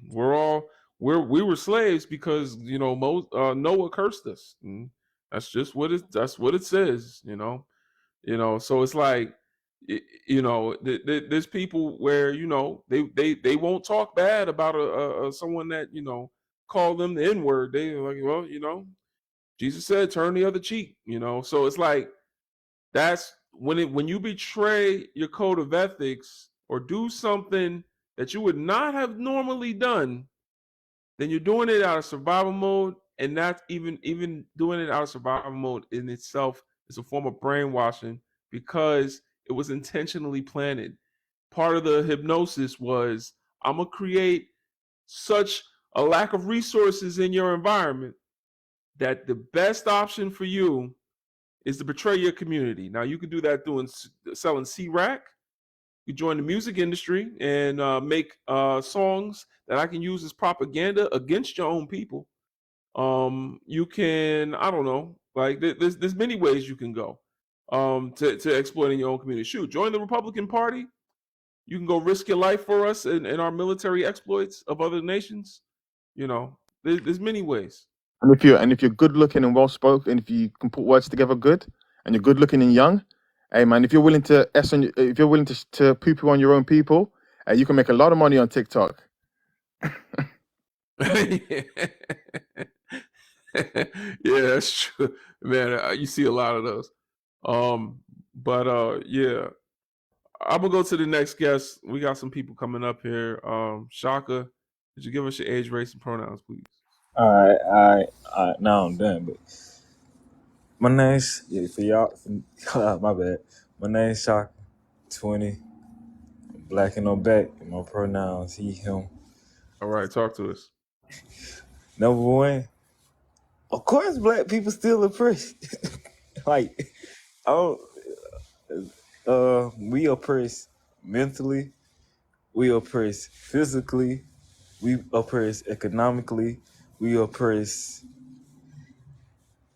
Did I say politically already? Nah, you say that one. That's a good one. Politically, and like you said earlier, brother, we oppressed religiously. You know what I'm saying? Especially, it originated with slavery. Well, it really originated with the Arab slave trade, if I'm not wrong. Yeah. It started there. The Hyksos invade. If you really want to take it back up, because now that you say it, you're right. But if you really want to take it back, John Henrik Clark style, the Hyksos invasion of Egypt. No, that's Chancellor Williams. Yeah. But yeah, no, you're right. But the one with the Christianity or the one that really irks my nerves, because black folks really believe they are the color of a man, the color of their oppressor, gonna come down and like take you up into little white tea heaven. That's basically just a slave master telling us, you get your heaven after you die. Unalive. So, yeah, we still oppressed in every way, form of the world, and it's I don't see how people can't see it, but some of us do see it, but we just choose not to see it. we just go along with the program, and that's Yeah. sad, man. It's destroying us, but you know, we I feel black people, like I said, one day we gonna regain. I believe we are gonna regain the knowledge of self, and when we do, you know what I'm saying, we hope we gonna break. It's not hopefully we is gonna break this system of white tea supremacy, and it's I real. heard that. Mm-hmm. Are white tea people inherently racist? Yes. It's not even just here in America. Like it's other places on the planet where they for sure. You know what I'm saying? They see us the same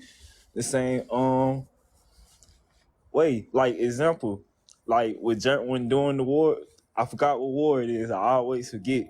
Wait, I know it like the back of my hand when Germany went against the United States.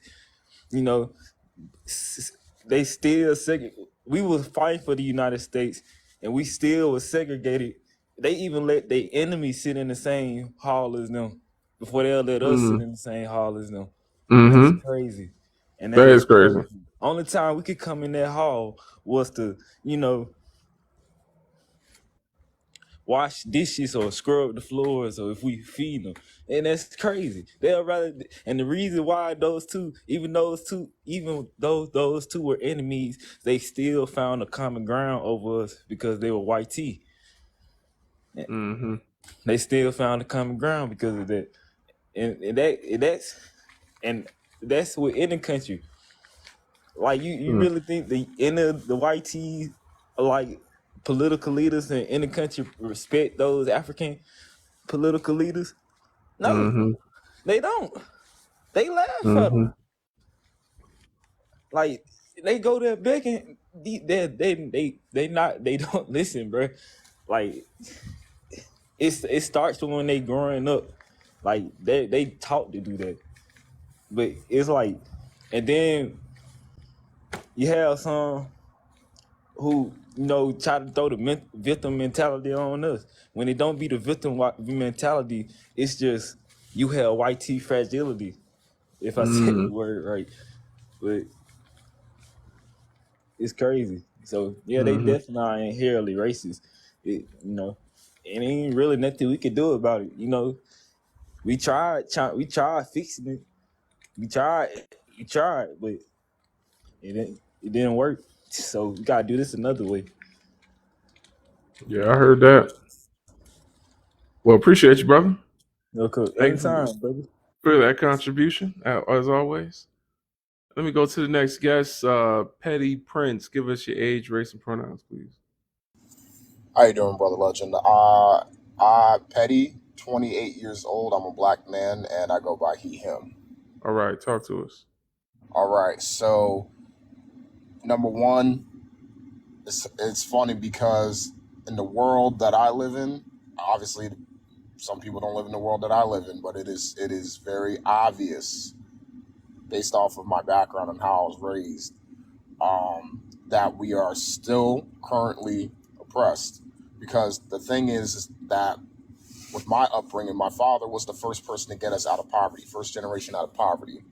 And what a lot of young brothers, their goal is either two or three things, and that's being the first generation out of poverty, first generation to build generational wealth. So those Mm-hmm. things, and I'm in charge of building generational wealth. My father was able to give me the perspective of where we came from, and as I got older, starting to see the environments change around me. And what I noticed and what was interesting was growing up in the environments that we grew up in, and then later on, I go to different schools. I go to schools that have a diversity of people, or it's objectively a white school. And I'm sitting there reading the books, and I'm reading about people that has had wealth for 400 years, 500 years, and that's no coincidence. And I'm sitting here and I'm just like, that's in. Mm-mm. Still here? It's not like that in my outside. You had to learn a lot of things that they're not going to focus on how it is for us, how it is for people like me. So I'm sitting here just looking around, and I'm just like, this is kind of BS. This is kind of crap. This is crap. So I'm sitting here, and I'm looking around, and this is my job. This is my duty in order to build and further, because my for at least what is known of my family, we haven't had it like that.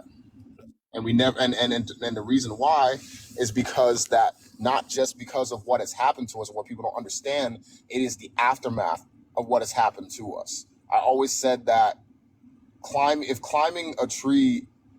if success is climbing a tree, African Americans in America, they're in the pit, like from the Dark Knight Rises, and they got to climb over everybody and everything in order to get over that and then climb the tree. For everybody else is climbing that tree.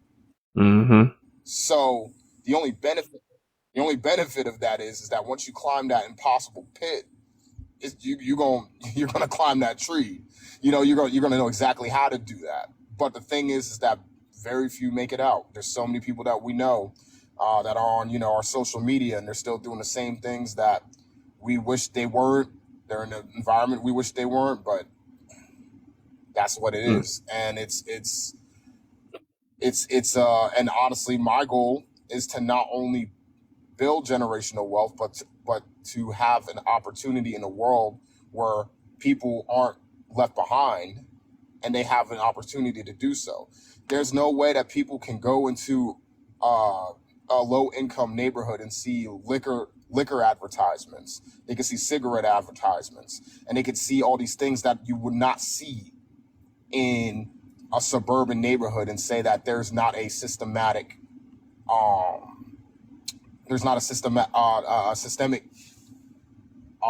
reason for why, if that makes any sense. That's really what I'm trying to get at. Yeah. So That's all facts, man. And shout out to the brothers that's starting that generational wealth, man. That should be at the forefront of our mind as men, is how our legacy will live on beyond just our lifetime. Dr. Amos Wilson talks about how one of the effects of he doesn't call it this, I'm using Dr. Joy DeGrew's wording, but one of the effects of multi-generational trauma brought on by slavery is our permanent survival mode that we in. Our ancestors, it's part of our culture to be in survival mode, and we don't even notice it. Like, our ancestors lived day by day. They didn't think about next week, because every day they woke up to a different form of the same nightmare. And today I could wake up and work from sun up to sundown, and master's wife look at me, and now they want to tie me up to a tree tomorrow. Or for the women, it was, I could wake up tomorrow and somebody want to sell my children off. I'll never see my child again. Like, it's that type of trauma over centuries kind of made us think about only today and not tomorrow. That's why you see it in a lot of places where people are the most traumatized. They only think in terms of now. Like, I'm gonna drink this drink that purple drink that I know I'm not supposed to be drinking, is poison, but who cares about my long-term health? It feel good now. I'm gonna get money fast. How I'm gonna get, like, I'm not gonna think about wealth in the future. I'm gonna just try to get it now while I'm alive. We think very short term. That's a form of survival mode. And right. Yeah, so Dr. Amos Wilson encourages us to think more long term. He said, think 100 years from now. We need to start thinking, because they do. Them city planners, I don't know if y'all know about this, but city planners, the people that gentrify in our neighborhoods, they think 100 years ahead. They know exactly what stadiums are going to be built. They know, they already planning skyscrapers in neighborhoods where there's still Black people living there. They years ahead. They go to the bank, they get loans on these future projects. Like, it's not just they think way after they gone how America's going to look. They got they got drawings showing what it's going to look like. So, and then we got our people where, it's just we trying to get it while we here. We trying to get what we can get, and that's why I love what we're doing over at B1 Initiative, y'all. We're creating a Pan-African, Afrocentric encyclopedia for the internet, sort of like Wikipedia, where every source will be verified by a Black scholar or historian, and we're going to have something that we leave for the next generations to continue building, as like Wikipedia is constantly being updated. But yeah, we're gonna build that so we have our own telling of our history and a verifiable source. You know what I'm saying? So we can stop listening to some of these snake oil salesmen that call themselves pro-black. No, I love that actually. I want to be in tune with that. I want to be in tune with that. That's awesome. That's Yeah, check out b1initiative.org. That's the website in my bio. It's our nonprofit. Anybody down there that wants to donate, $ Bring Down Babylon, that just helps us keep the website running. We're building it currently. We just incorporated like last Saturday, but we've been doing the project since before then. It's been coming out of my pocket, and now I'm finally to the point where it's going to be tax deductible. So if anyone wants to donate, you can. But go to b1initiative.org and join the Discord. It's the first link at the top. Join the Discord. We got a community of almost 500. I think we're 5 away from 500, y'all. Pan-Africans from around the globe. We all get together. We read books. We share stories. We got thousands of hours of lectures from scholars like John Henrik Clarke, Francis Cress Welsing, Shaka Musa Barashango, Stokely Carmichael, Malcolm X. We got a lot going on. But yeah. That's great. I'm happy to hear that. I'm happy to hear that. Yes, sir. Did you want me to answer number 2 or is it all good? Oh yeah, go ahead, family. Go ahead. Okay. But I'm definitely going to keep that note. You said B1 Initiative. Yeah, go ahead, answer. You good? Okay. I'm gonna say yeah. And the reason why, and it's not me. It's not. There's no shade when I'm saying this.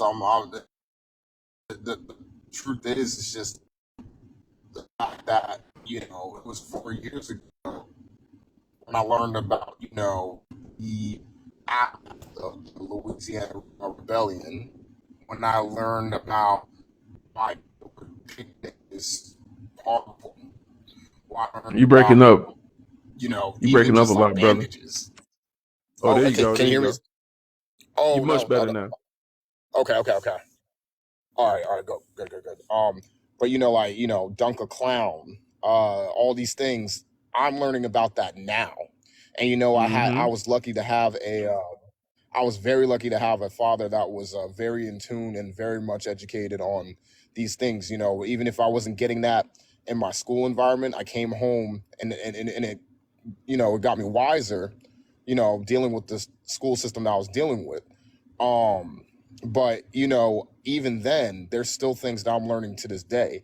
That being said, a person that is YT or white that grew up in this country, and really honestly, even if they appreciate Black people, even if they appreciate Black culture, even if they all of these things, they don't have any real reason to look into what exactly was done to Black people, or even other things that we don't get credit for. They have no real reason to do that. So they can live their whole entire lives without learning about these things. And they'll say things that they didn't even know was harmful. They'll say things and do things they didn't even know was harmful. So it's not me, demonizing them. It is just the truth of the matter is that, if me as a Black man has said and casually said certain things without knowing the context and then figuring out the context and having my mind blown, I know for a fact that you will. So it's one of those things where it's just, the only way of healing is, you know, education. That's the only way of healing. But there's much more steps after the fact, but that's just the initiative. So Mm-hmm. so what I'm saying is that basically, if I have to learn about these things, and I'm still learning about these things to this day, I hate to say it, but since this country was not built for people like me, uh, is you're going to more than likely be that, and I'd say it's 90% of the time. So it's not demonizing them once again. It's just straight up, just kind of saying that, yeah, it is important if you want to be a productive member of society. You need to understand that I'm learning about these things too. So you need to, you know, go ahead and do so. That's just how it is, because unfortunately you are inherently racist. That's my point. Mm-hmm. Absolutely. Well, appreciate you. Thanks for that rundown. I'm gonna go to the next guest, Rap Kid. Give us your age, race, and pronouns, please.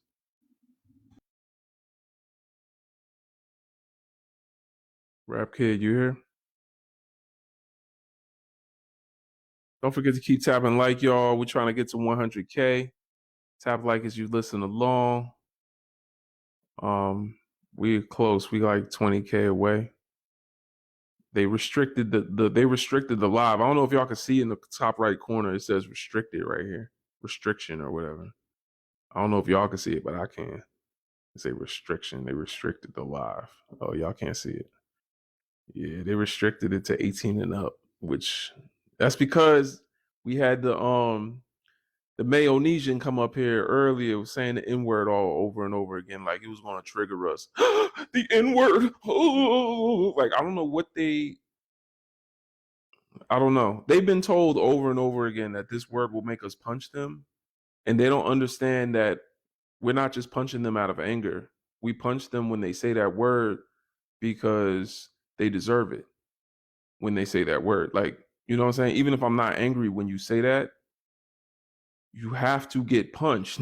like it's supposed to happen now. Like they don't understand that. So it's like you saying it over the phone, like you just saying it because you know you're not gonna, you know, it's not gonna be no facial repercussion of what you just did. Like, you know, there's not gonna be any facial consequences. That's why you're doing it over the phone. Like, stop. You know what I'm saying? It's weird. And I know they don't say it to my face because I'm trying to think. The only time I've been said the N-word to my face was by people that thought they could say it. And they were white, but they thought they could say it. Really weird. I'll tell y'all that story another time. It was a white tee older woman that looked like a Republican, like regular soccer mom. She was telling me the N-word, and she was saying because she's from Morocco that she could say it. Morocco. She said, I'm from Africa. I'm blacker than you are, she said. That's what she said. So yes, Lululemon, exactly. She actually is very close to French Montana. I told you I used to work in the music industry. So anyway, yeah. Rap Kid, are you here? Yes, sir. All right, talk to us. Yeah. Oh, y'all like these questions. Are black people still oppressed? Yes, we are. And yeah, and then they use our own people to oppress us, like Oprah. I remember, like, I don't know, a few years ago, she opened a school in Africa, somewhere in Mm-hmm. Africa, and all those kids end up missing. Out of nowhere, those kids end up missing. We don't know where they were at, but they said it had something to do with the the island, you know, those things. So Oh, really? They went missing? missing, it was like 300 kids, probably more, and all those kids went missing. The school. Nah, I don't know about that, man. You telling Hmm. me all the children from Oprah school went missing and no one heard about it? Yeah, I think it's just, I don't know, but I was just talking to somebody. I don't know. They told me, but they just told me all those kids went missing. I don't know about that. That sounds like TikTok. Let me see. Oprah No, I was school. talking to a real person, and they were telling me that they did a whole research, and I don't know. It's all those Mm. kids went missing. Da da da da. That sounds too convenient.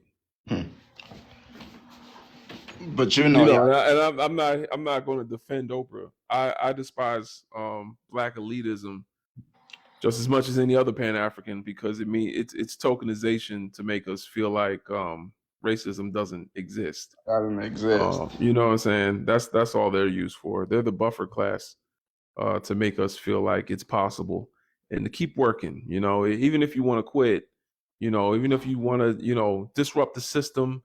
Why don't you know what? Everybody, let's just stop making money. Let's stop making money. That would be very pro-black. Think about it. If everyone just stopped going to work, stop making money, they can't unalive all of us. What are they going to do? Let's just quit. Let's just stop. Let's just stop. No, they're going to tell you. Someone's going to tell you no because I'm trying to get like him. I'm trying to get like him. I'm trying to get like her. I'm trying to get like him. It's like somebody's going to tell you nah because it's possible. Y'all just too lazy. You don't want to be homeless like Tyler Perry was. You don't want to work hard like LeBron did. You don't want to be great and make good content like Oprah does or good music like Diddy. You don't want to. You just lazy. Like, you see what I'm saying? They use them. Man, those people can't even speak up for themselves. Every time they say something crazy, they get taken out or they get whatever the cancel group. The only one I like from the NBA is Kyrie Irving. He spoke out once and looked at what happened to him. So it just shows that they don't want us. They don't want us to get that power. They don't want us to actually speak out for our people. They want us to keep playing their games. They love circus and keep all of us distracted. But once we talk about the real stuff, once we bring the Jewish people and how they control America. All right, yeah, be careful saying that. We know you know what I'm saying. Be careful. Careful, you're gonna get us. Y'all trying to get me taken down today. I'm telling you, my live is already flagged. It's people coming up here saying the wildest stuff. You can't say that about them, man. Don't say that. We know though. We know what you're talking about. But on TikTok, you can't be saying they controlling the world and all that stuff. Bro, like you know. We know. Oh, we know. We definitely know. And like that's why they can't speak on things like that. And it's just crazy. But that's why we have to do something about it. The first thing is coming together to realize that we got our own power. We can control our reality. Let's bring heaven like that. That's one thing I always talk about because people be so mad. They be like, Earth is so horrible. Earth is this. Next life is probably gonna be better. I'm like, bro, first let's bring heaven on earth for us.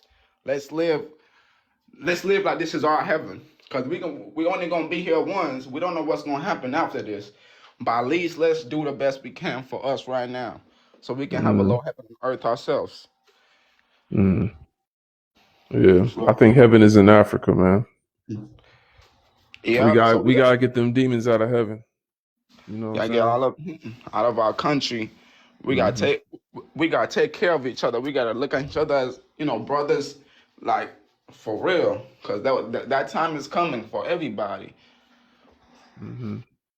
But yeah, yes, sir.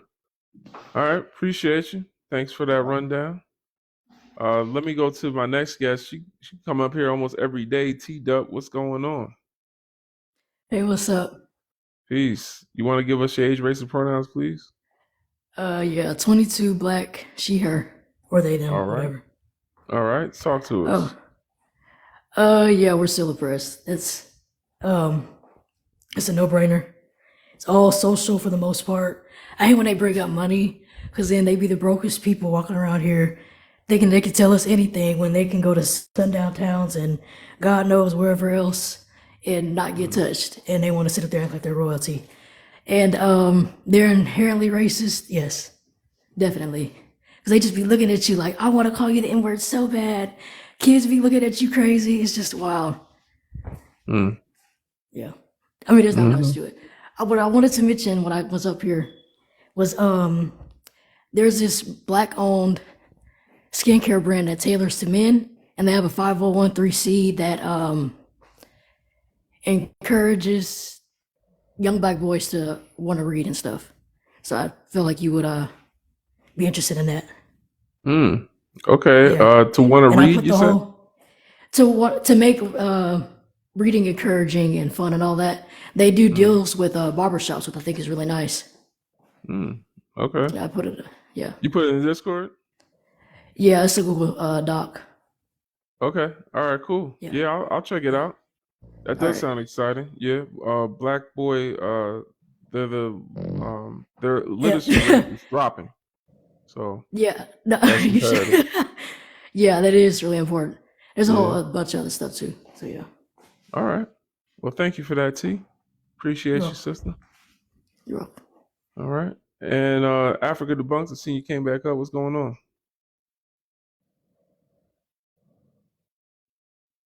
Africa, you here? Hey, I just want to say Africa has some really fire content on his page. And I feel like the algorithm be playing with him. Y'all check his page out. He got some real informative stuff on there. And I'll be like, dang. Why the algorithm be silencing me too, but like, I don't know. I think y'all be holding me down. Y'all gotta check out his page too. I think he might have stepped away. But all right, y'all. Wait, hold on. Where we at? We had 90. Wait, we had 85. Oh no, we gotta get to 100. We gotta get to 100. My mom makes fun of how I say 100. I don't know why, but she does. 100. Can I say something real quick? I think Yeah. it's so interesting whenever there is a hesitation before people respond to the second question. You know what I mean? And I know it's obviously like the way that we've been shaped, right, by society. But the way the hesitation, it just, because people know it, they feel it within them, right?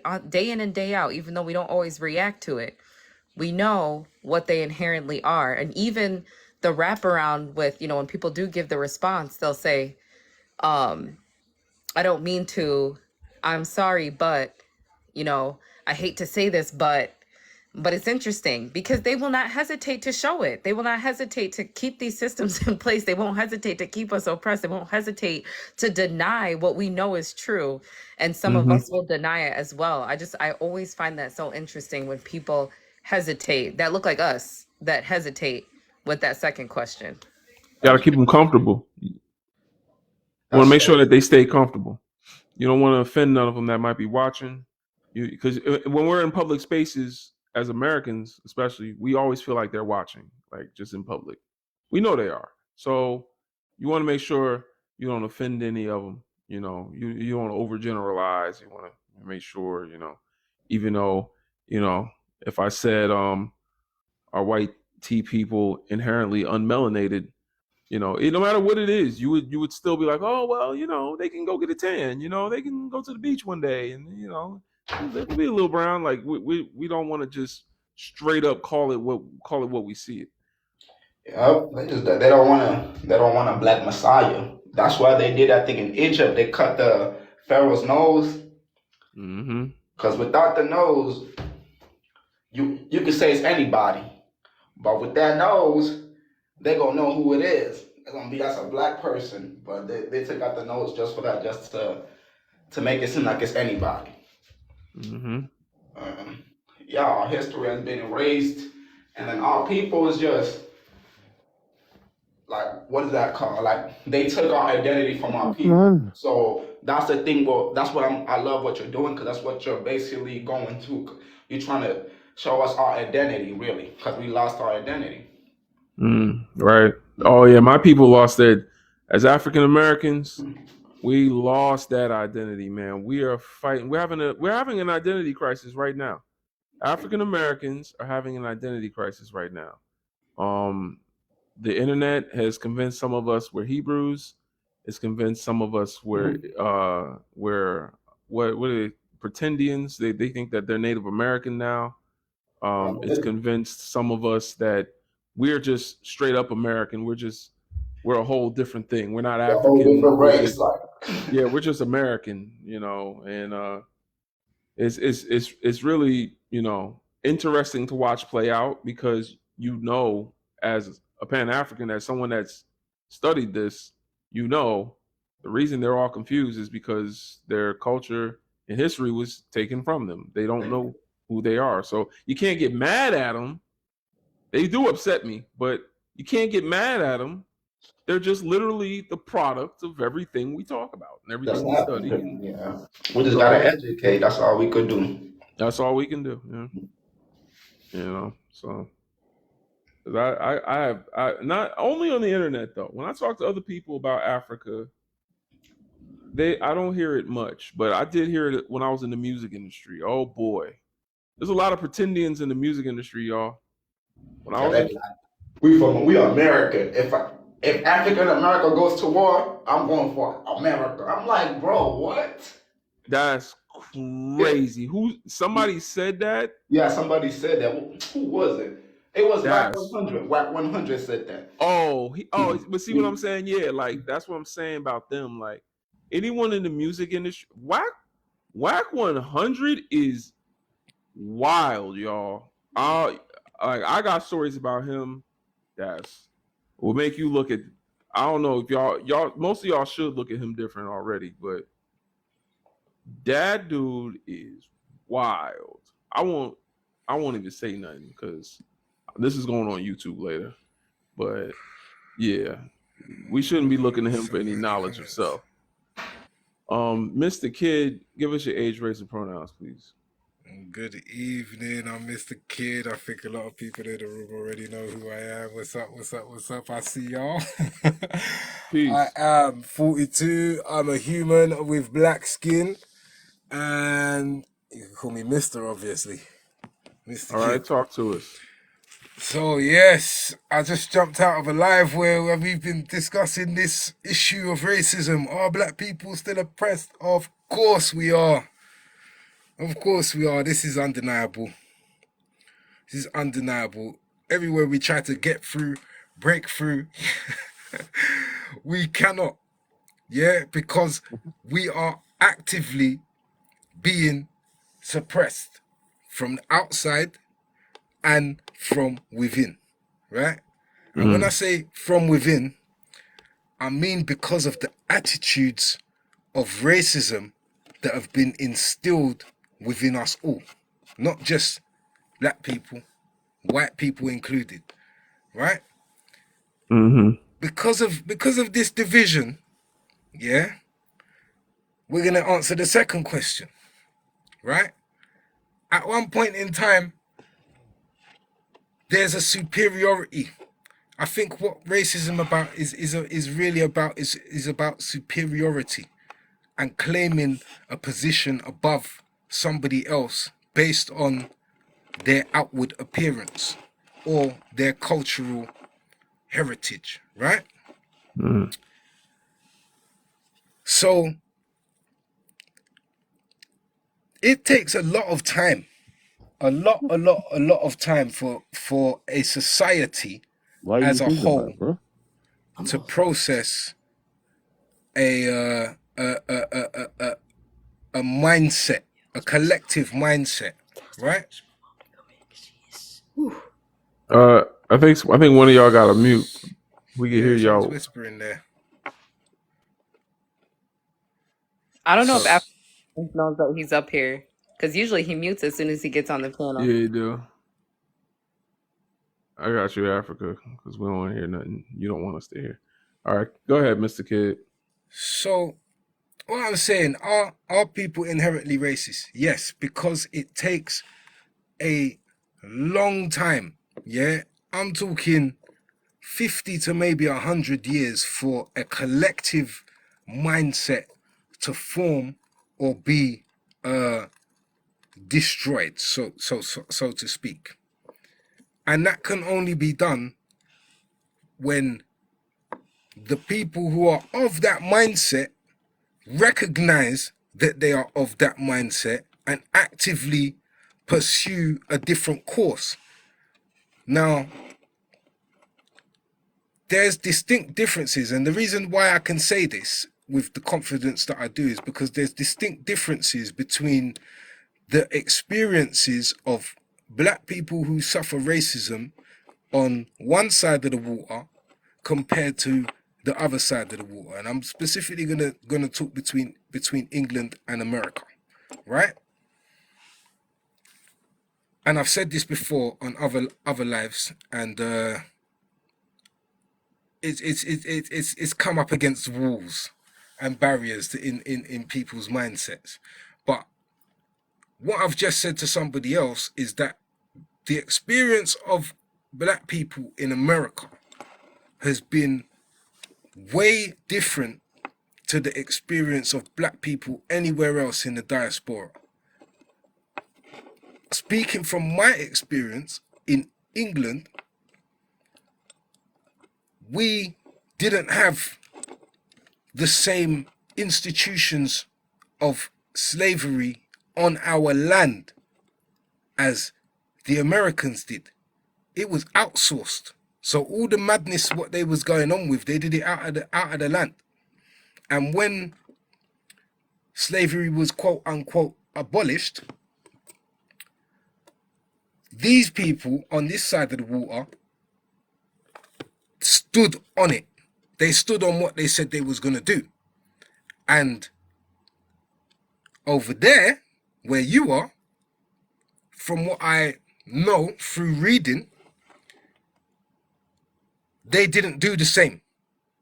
And attitudes were still held by people regardless of what the law had said about people. And I know that there's a distinct difference between the South and the North. I cannot say anything more than that. But the experience that I have had is that I haven't experienced that type of racism that black Americans have experienced. Yes, I've been oppressed by the police, stopped, searched, lift up, taken to police station, like looked at as a target because of who I am, what I've been through, my intelligence. So I know that experience, but I can say this with a fact. If I had grown up in America, I would already be dead. I would already be doing... Okay, don't say that word. Oh yeah, sorry, not that word, sorry. I would already be unalived. I would already be doing 500 years. For what? What do you mean? I got an extensive criminal history. Before the age of 17, I got sentenced to the same amount of years inside a prison, accumulatively, right? So if England did that to me, yeah, then over there at that in US, I'd be under the jailhouse. These ones for the kick. If I took a woman out, right, and I took her out to like a beautiful restaurant, it was a date, I just met her, I take her out, and we go on a date, we drinking wine, we have an expensive meal, she loves everything, and then she says she's really tired, she wants to go home, but I drive her to my place anyway, and then have my way with her non-consensually, right? Is that any different than me putting a napkin over her nose and just taking her home and doing what I wanted to do anyway? Like, am I less of a rapist if I, do it one way or the other? Absolutely not. But okay. What? So continue, because you're leading somewhere with this, right? What I'm saying is racism is binary. You're either racist or you're not. How it expresses itself in different, more even palatable ways doesn't mean that there's less oppression. It's still racism. At the end of the day, they still look at you as subhuman. That would be the grape. So at the end of the day, they still will have police brutality. They still will have medical racism. They're still going to have unemployment in your communities. They're still going to have lack of resources. There's still everything else. It's just one is willing to wine and dine you, and the other one just gives it to you raw. But America, to be honest, There's a little bit of whining and dining here too. So, like I was saying to someone earlier, in England, England's a funny place, right? London is my city. That's a country as far as I'm concerned. Yeah, London is a country within a country, because outside of London, the demographic isn't a melting pot like it is in London. I went to school and was in a classroom with people from every single race on the planet. And so as a child, I didn't know no different than children are children, people are people. I play with who I play with in the playground, and that is life. 40 years beforehand, it would have been a different story. My mother experienced a completely different experience in the playground as a child because of her skin color, as did my uncles and my aunties. Over there in, I don't want to keep speaking about over there, but I from what I know, or from what I understand, that separation was, you know, continued deliberately because of how YT people look at black people. I understand where you're getting at, but I'm saying if racism is the cause for your mistreatment, it don't matter how they treat you. One could treat you nice, one could treat you bad, but if they're both taking you home to grape you, what does it matter? It's not that England is less racist. A lot of British people really have drank the Kool-Aid, is what we say in America, because of a pastor named Jim Jones who convinced Yep, his I know the congregation. phrase. Okay, so yeah, a lot of I know y'all the have drank the phrase. Kool-Aid of England and Europe and believe that for some reason our mayonnaise is sweeter. And we're trying to tell you, No, we as Americans, and I encourage all Africans to check out Dr. Francis Cress Welson's The ISIS Papers to learn more about racism and why it exists. We always talk about how, and that's Brother, your mic went out.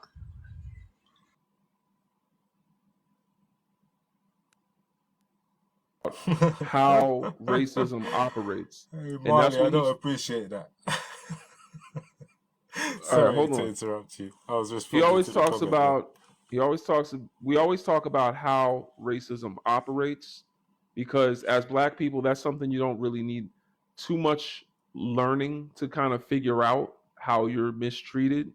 But the problem is, unless you study racism, being Black is not going to tell you why it operates. When you know the reason why, you know it operates the same way in America as it does in England, as it does in Australia, as it does in South America, as it does in China.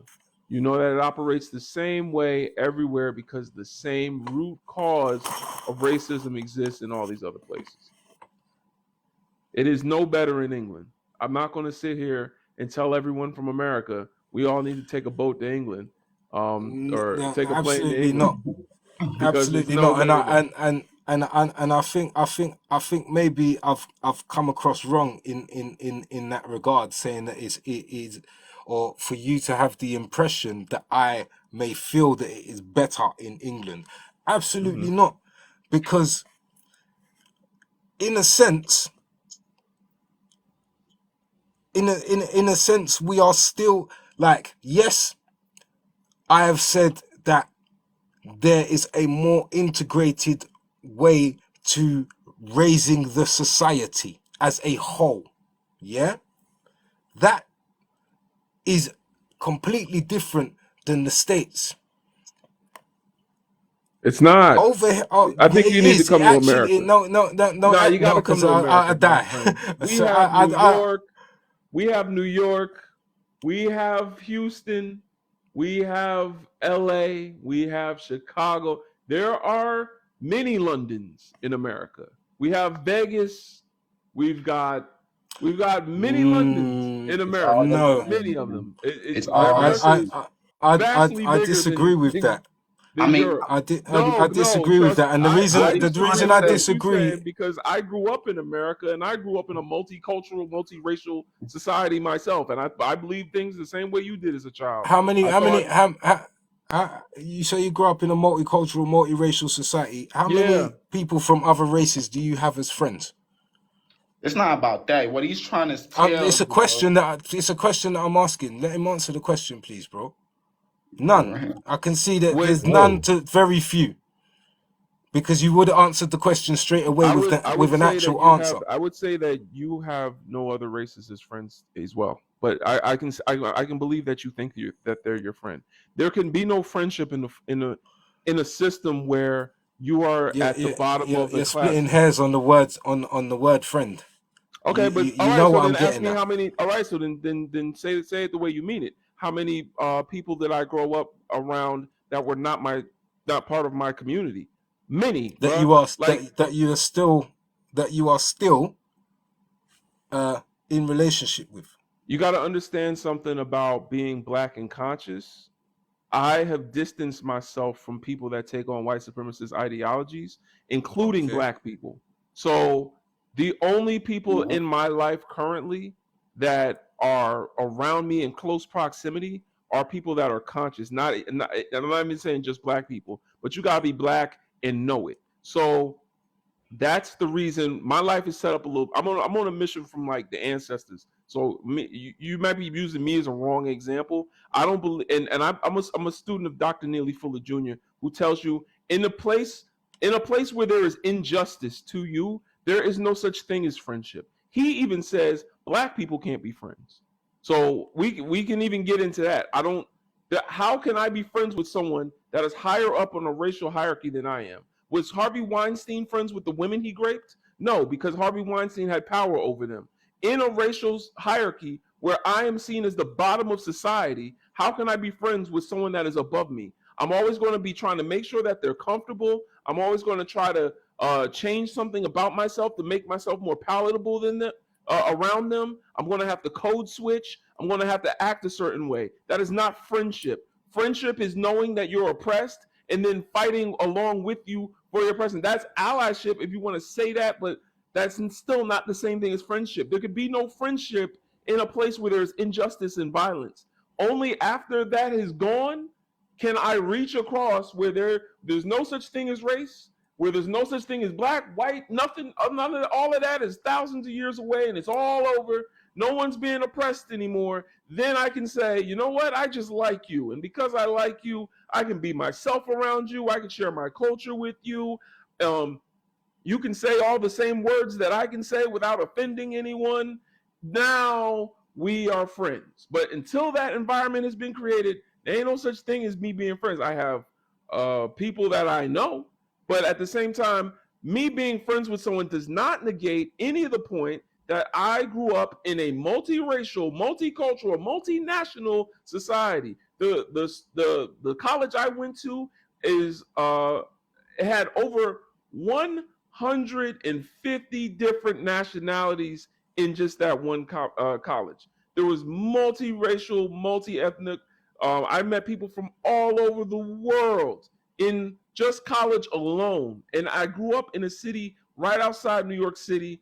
There's people from all over the world. You got to understand, we're not like London, okay? Everybody from the world comes to America. And if you live on the East Coast near New York City, you are going to meet every type of person. So don't talk to me like I'm some closed off dude surrounded by only black Americans all day, because even black Americans aren't surrounded by black Americans all day. We always got somebody else in our business. It don't work like that here. I'm trying to tell you, there are many Londons. You're not special because you came from some multi-ethnic place. But also, I think you're wrong, and I say that because I conceded the fact that in America, yes, you may have multicultural societies and multicultural schools, but you see when you step out of those institutions, in America, it seems as though You don't know people what you're step talking out of about. their institutions and they Nah, you go don't know back what to you're their talking about. You individual don't know what cookie you're talking jar. about. You don't know what you're talking about. Bro, this is Just racism is everywhere, bro. Like I don't know what you hold you on. just Let lied. Black I'm Swan not talk. She been denying waiting. that. Who's Can I, denied that? Nah. Nobody has Mr. denied Kid? that. Mr. Kid, you've been in England too long. You don't know what you're talking about. Black Swan, go ahead, talk to him. Yeah, I've interacted with Mr. Kid before, and we've had the same, very similar back and forth. And I know that if Melanated was here, she would definitely get up on this panel and, Burn give the us the fire. real because Start cooking. because hold on. Melanated has definitely given some statistics that are very similar to what's happening to Black people in England to what's happening to Black people in America. So we can squash that. That's number one. The second thing is, I think that the problem is, and you're doing the same thing that Diego did, is that you're looking at it from an individual perspective. You gave us your Yeah. individual experience, and people have got to stop looking at racism from that perspective. We're talking about Black people as a collective, and this is a global issue. When we have this discussion, it's something that's global. It's not unique to just one country, one state, or one area, or one place. This is happening everywhere, right? And I think you're trying to negate that by using your individual experience. You can tell us this story, and then another Black man from England can get up here and say this something completely different based on their Yes. experience. It doesn't take away the fact that we are all still oppressed. And this Brody is the got them first white. thing that I agreed to. The first thing that I said is when I came up on the panel. Yes, undoubtedly, we are all still oppressed. Yeah. And it doesn't matter whether the graping is done raw or whether it's done slick. It don't matter. It's still happening. However, the subjective experiences of us all from different places, yeah, mean that we are not aligned on what to do about it. What? That's that again. That's honestly, man. I don't know. Because I could feel I like have a different attitude than you do on what to do about it. you got a more anti-black attitude, but It's not an anti-black yes, it attitude. is. That's what It you is. feel It it is. is. That's what you feel it is. That's Please not my explain to me emotion. why you feel it's anti-black. Because you. All right. Let me just say, for one, you're speaking out of ignorance. That's how it feels. More than feels. That's what I know. Because tell me what scholar says that racism is different in England. Like, tell me where you read this at. Because if not, you're just speaking I out don't your need ass. to. I don't need to See, read he it. doesn't need I to don't now. need to. Now I you don't don't need need to. to. No, wait, hold on. But Let me yeah, finish saying. Let me finish on top of that. talking I out your don't need to ass. quote. I don't need to quote another scholar when I Yes, can you do the do. reading for Yes, you do. myself. Yes, you do. All right, read it. Why? You read it for yourself. Where'd you read it from? I read it with my eyes from what I see and experience. I know for a fact Talking that there out weren't your no ass. plantations. Out There your were no ass. You hear? plantations. Let me That's all finish. I hear. There were Is no talking out your ass. plantations in Talking out England. your ass. Bro, what the heck Were are you there any talking about? plantations in England? That don't You matter. crazy There's as still hell. racist people in What do you England. mean it don't matter? It don't matter. Of course it matters. It matters Yo, I ain't because gonna You lie the to you, dog. attitude of a black person over here to that there are no experience is plantations in different, America. is There are no different, plantations in is America right now. is There's no different slave to plantations. okay, but you're not you personally, but anybody on this panel who is black, yeah, either their grandmother or great grandmother experienced that, right? Experience And what? What do you mean, bro? experience There's different ways of segregation, experiencing racism. experience segregation for one, experience the So now actual you're saying it was the same, but earlier having you been saying a it was different. descendant of people from the plantation for two, yeah.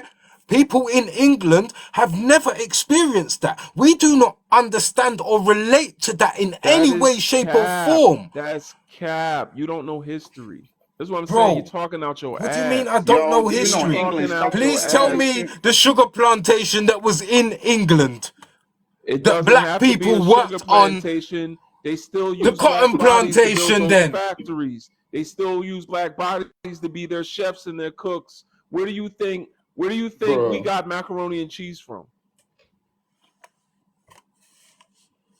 That's crazy. I mean, it wasn't No, I think England. my Yo, It boy was yo, in lost. yo. France, You but see, yeah, no. I'm not lost it at was all. slaves going to Europe I'm and struggling. learning how to cook and bringing it back to America I because there was am Listen, slaves struggling to in understand London. where there's no you. such thing as understanding, bro. This racism is everywhere, bro. I don't know what you talking about. The people having different experience, bro. Everybody has a different experience, bro. It's called life. That don't mean that stuff don't exist just because you over there, just because I'm over here, bro. Racism is everywhere, bro. You confusing as hell. I think you lost or something. Yeah, he lost. But Yeah, he lost. I don't know what that was. Oh my God. But y'all, I gotta go. I got work to do for the people. Oh no, we got one more guest. Before I go, we got one more guest. I got work to do for the people, y'all. I love coming up here to talk with y'all, but I now have work to do for the people. And I haven't been moving at the pace that I want to move because I have work during the day. So it'd be like I'll be trying to do the lives and then I'll be trying to like do the work on the website. So I'm trying to like split my time right now. I'm just trying to get the website up so that we can start, at least building it together with other people because right now I have all the data. But anyway, next guest, Chemo, could you give us your age, race, and pronouns? I'm 20 and black. And he, she, they, choose one. Wait, say that again, my fault. Are you a he? Yeah, I'm he. All right, talk to us. I came here looking at the topic, right? It says black people oppressed. It's hard to say because we could like do a lot more than what we could back then, but at the same time, like how the court system is and like how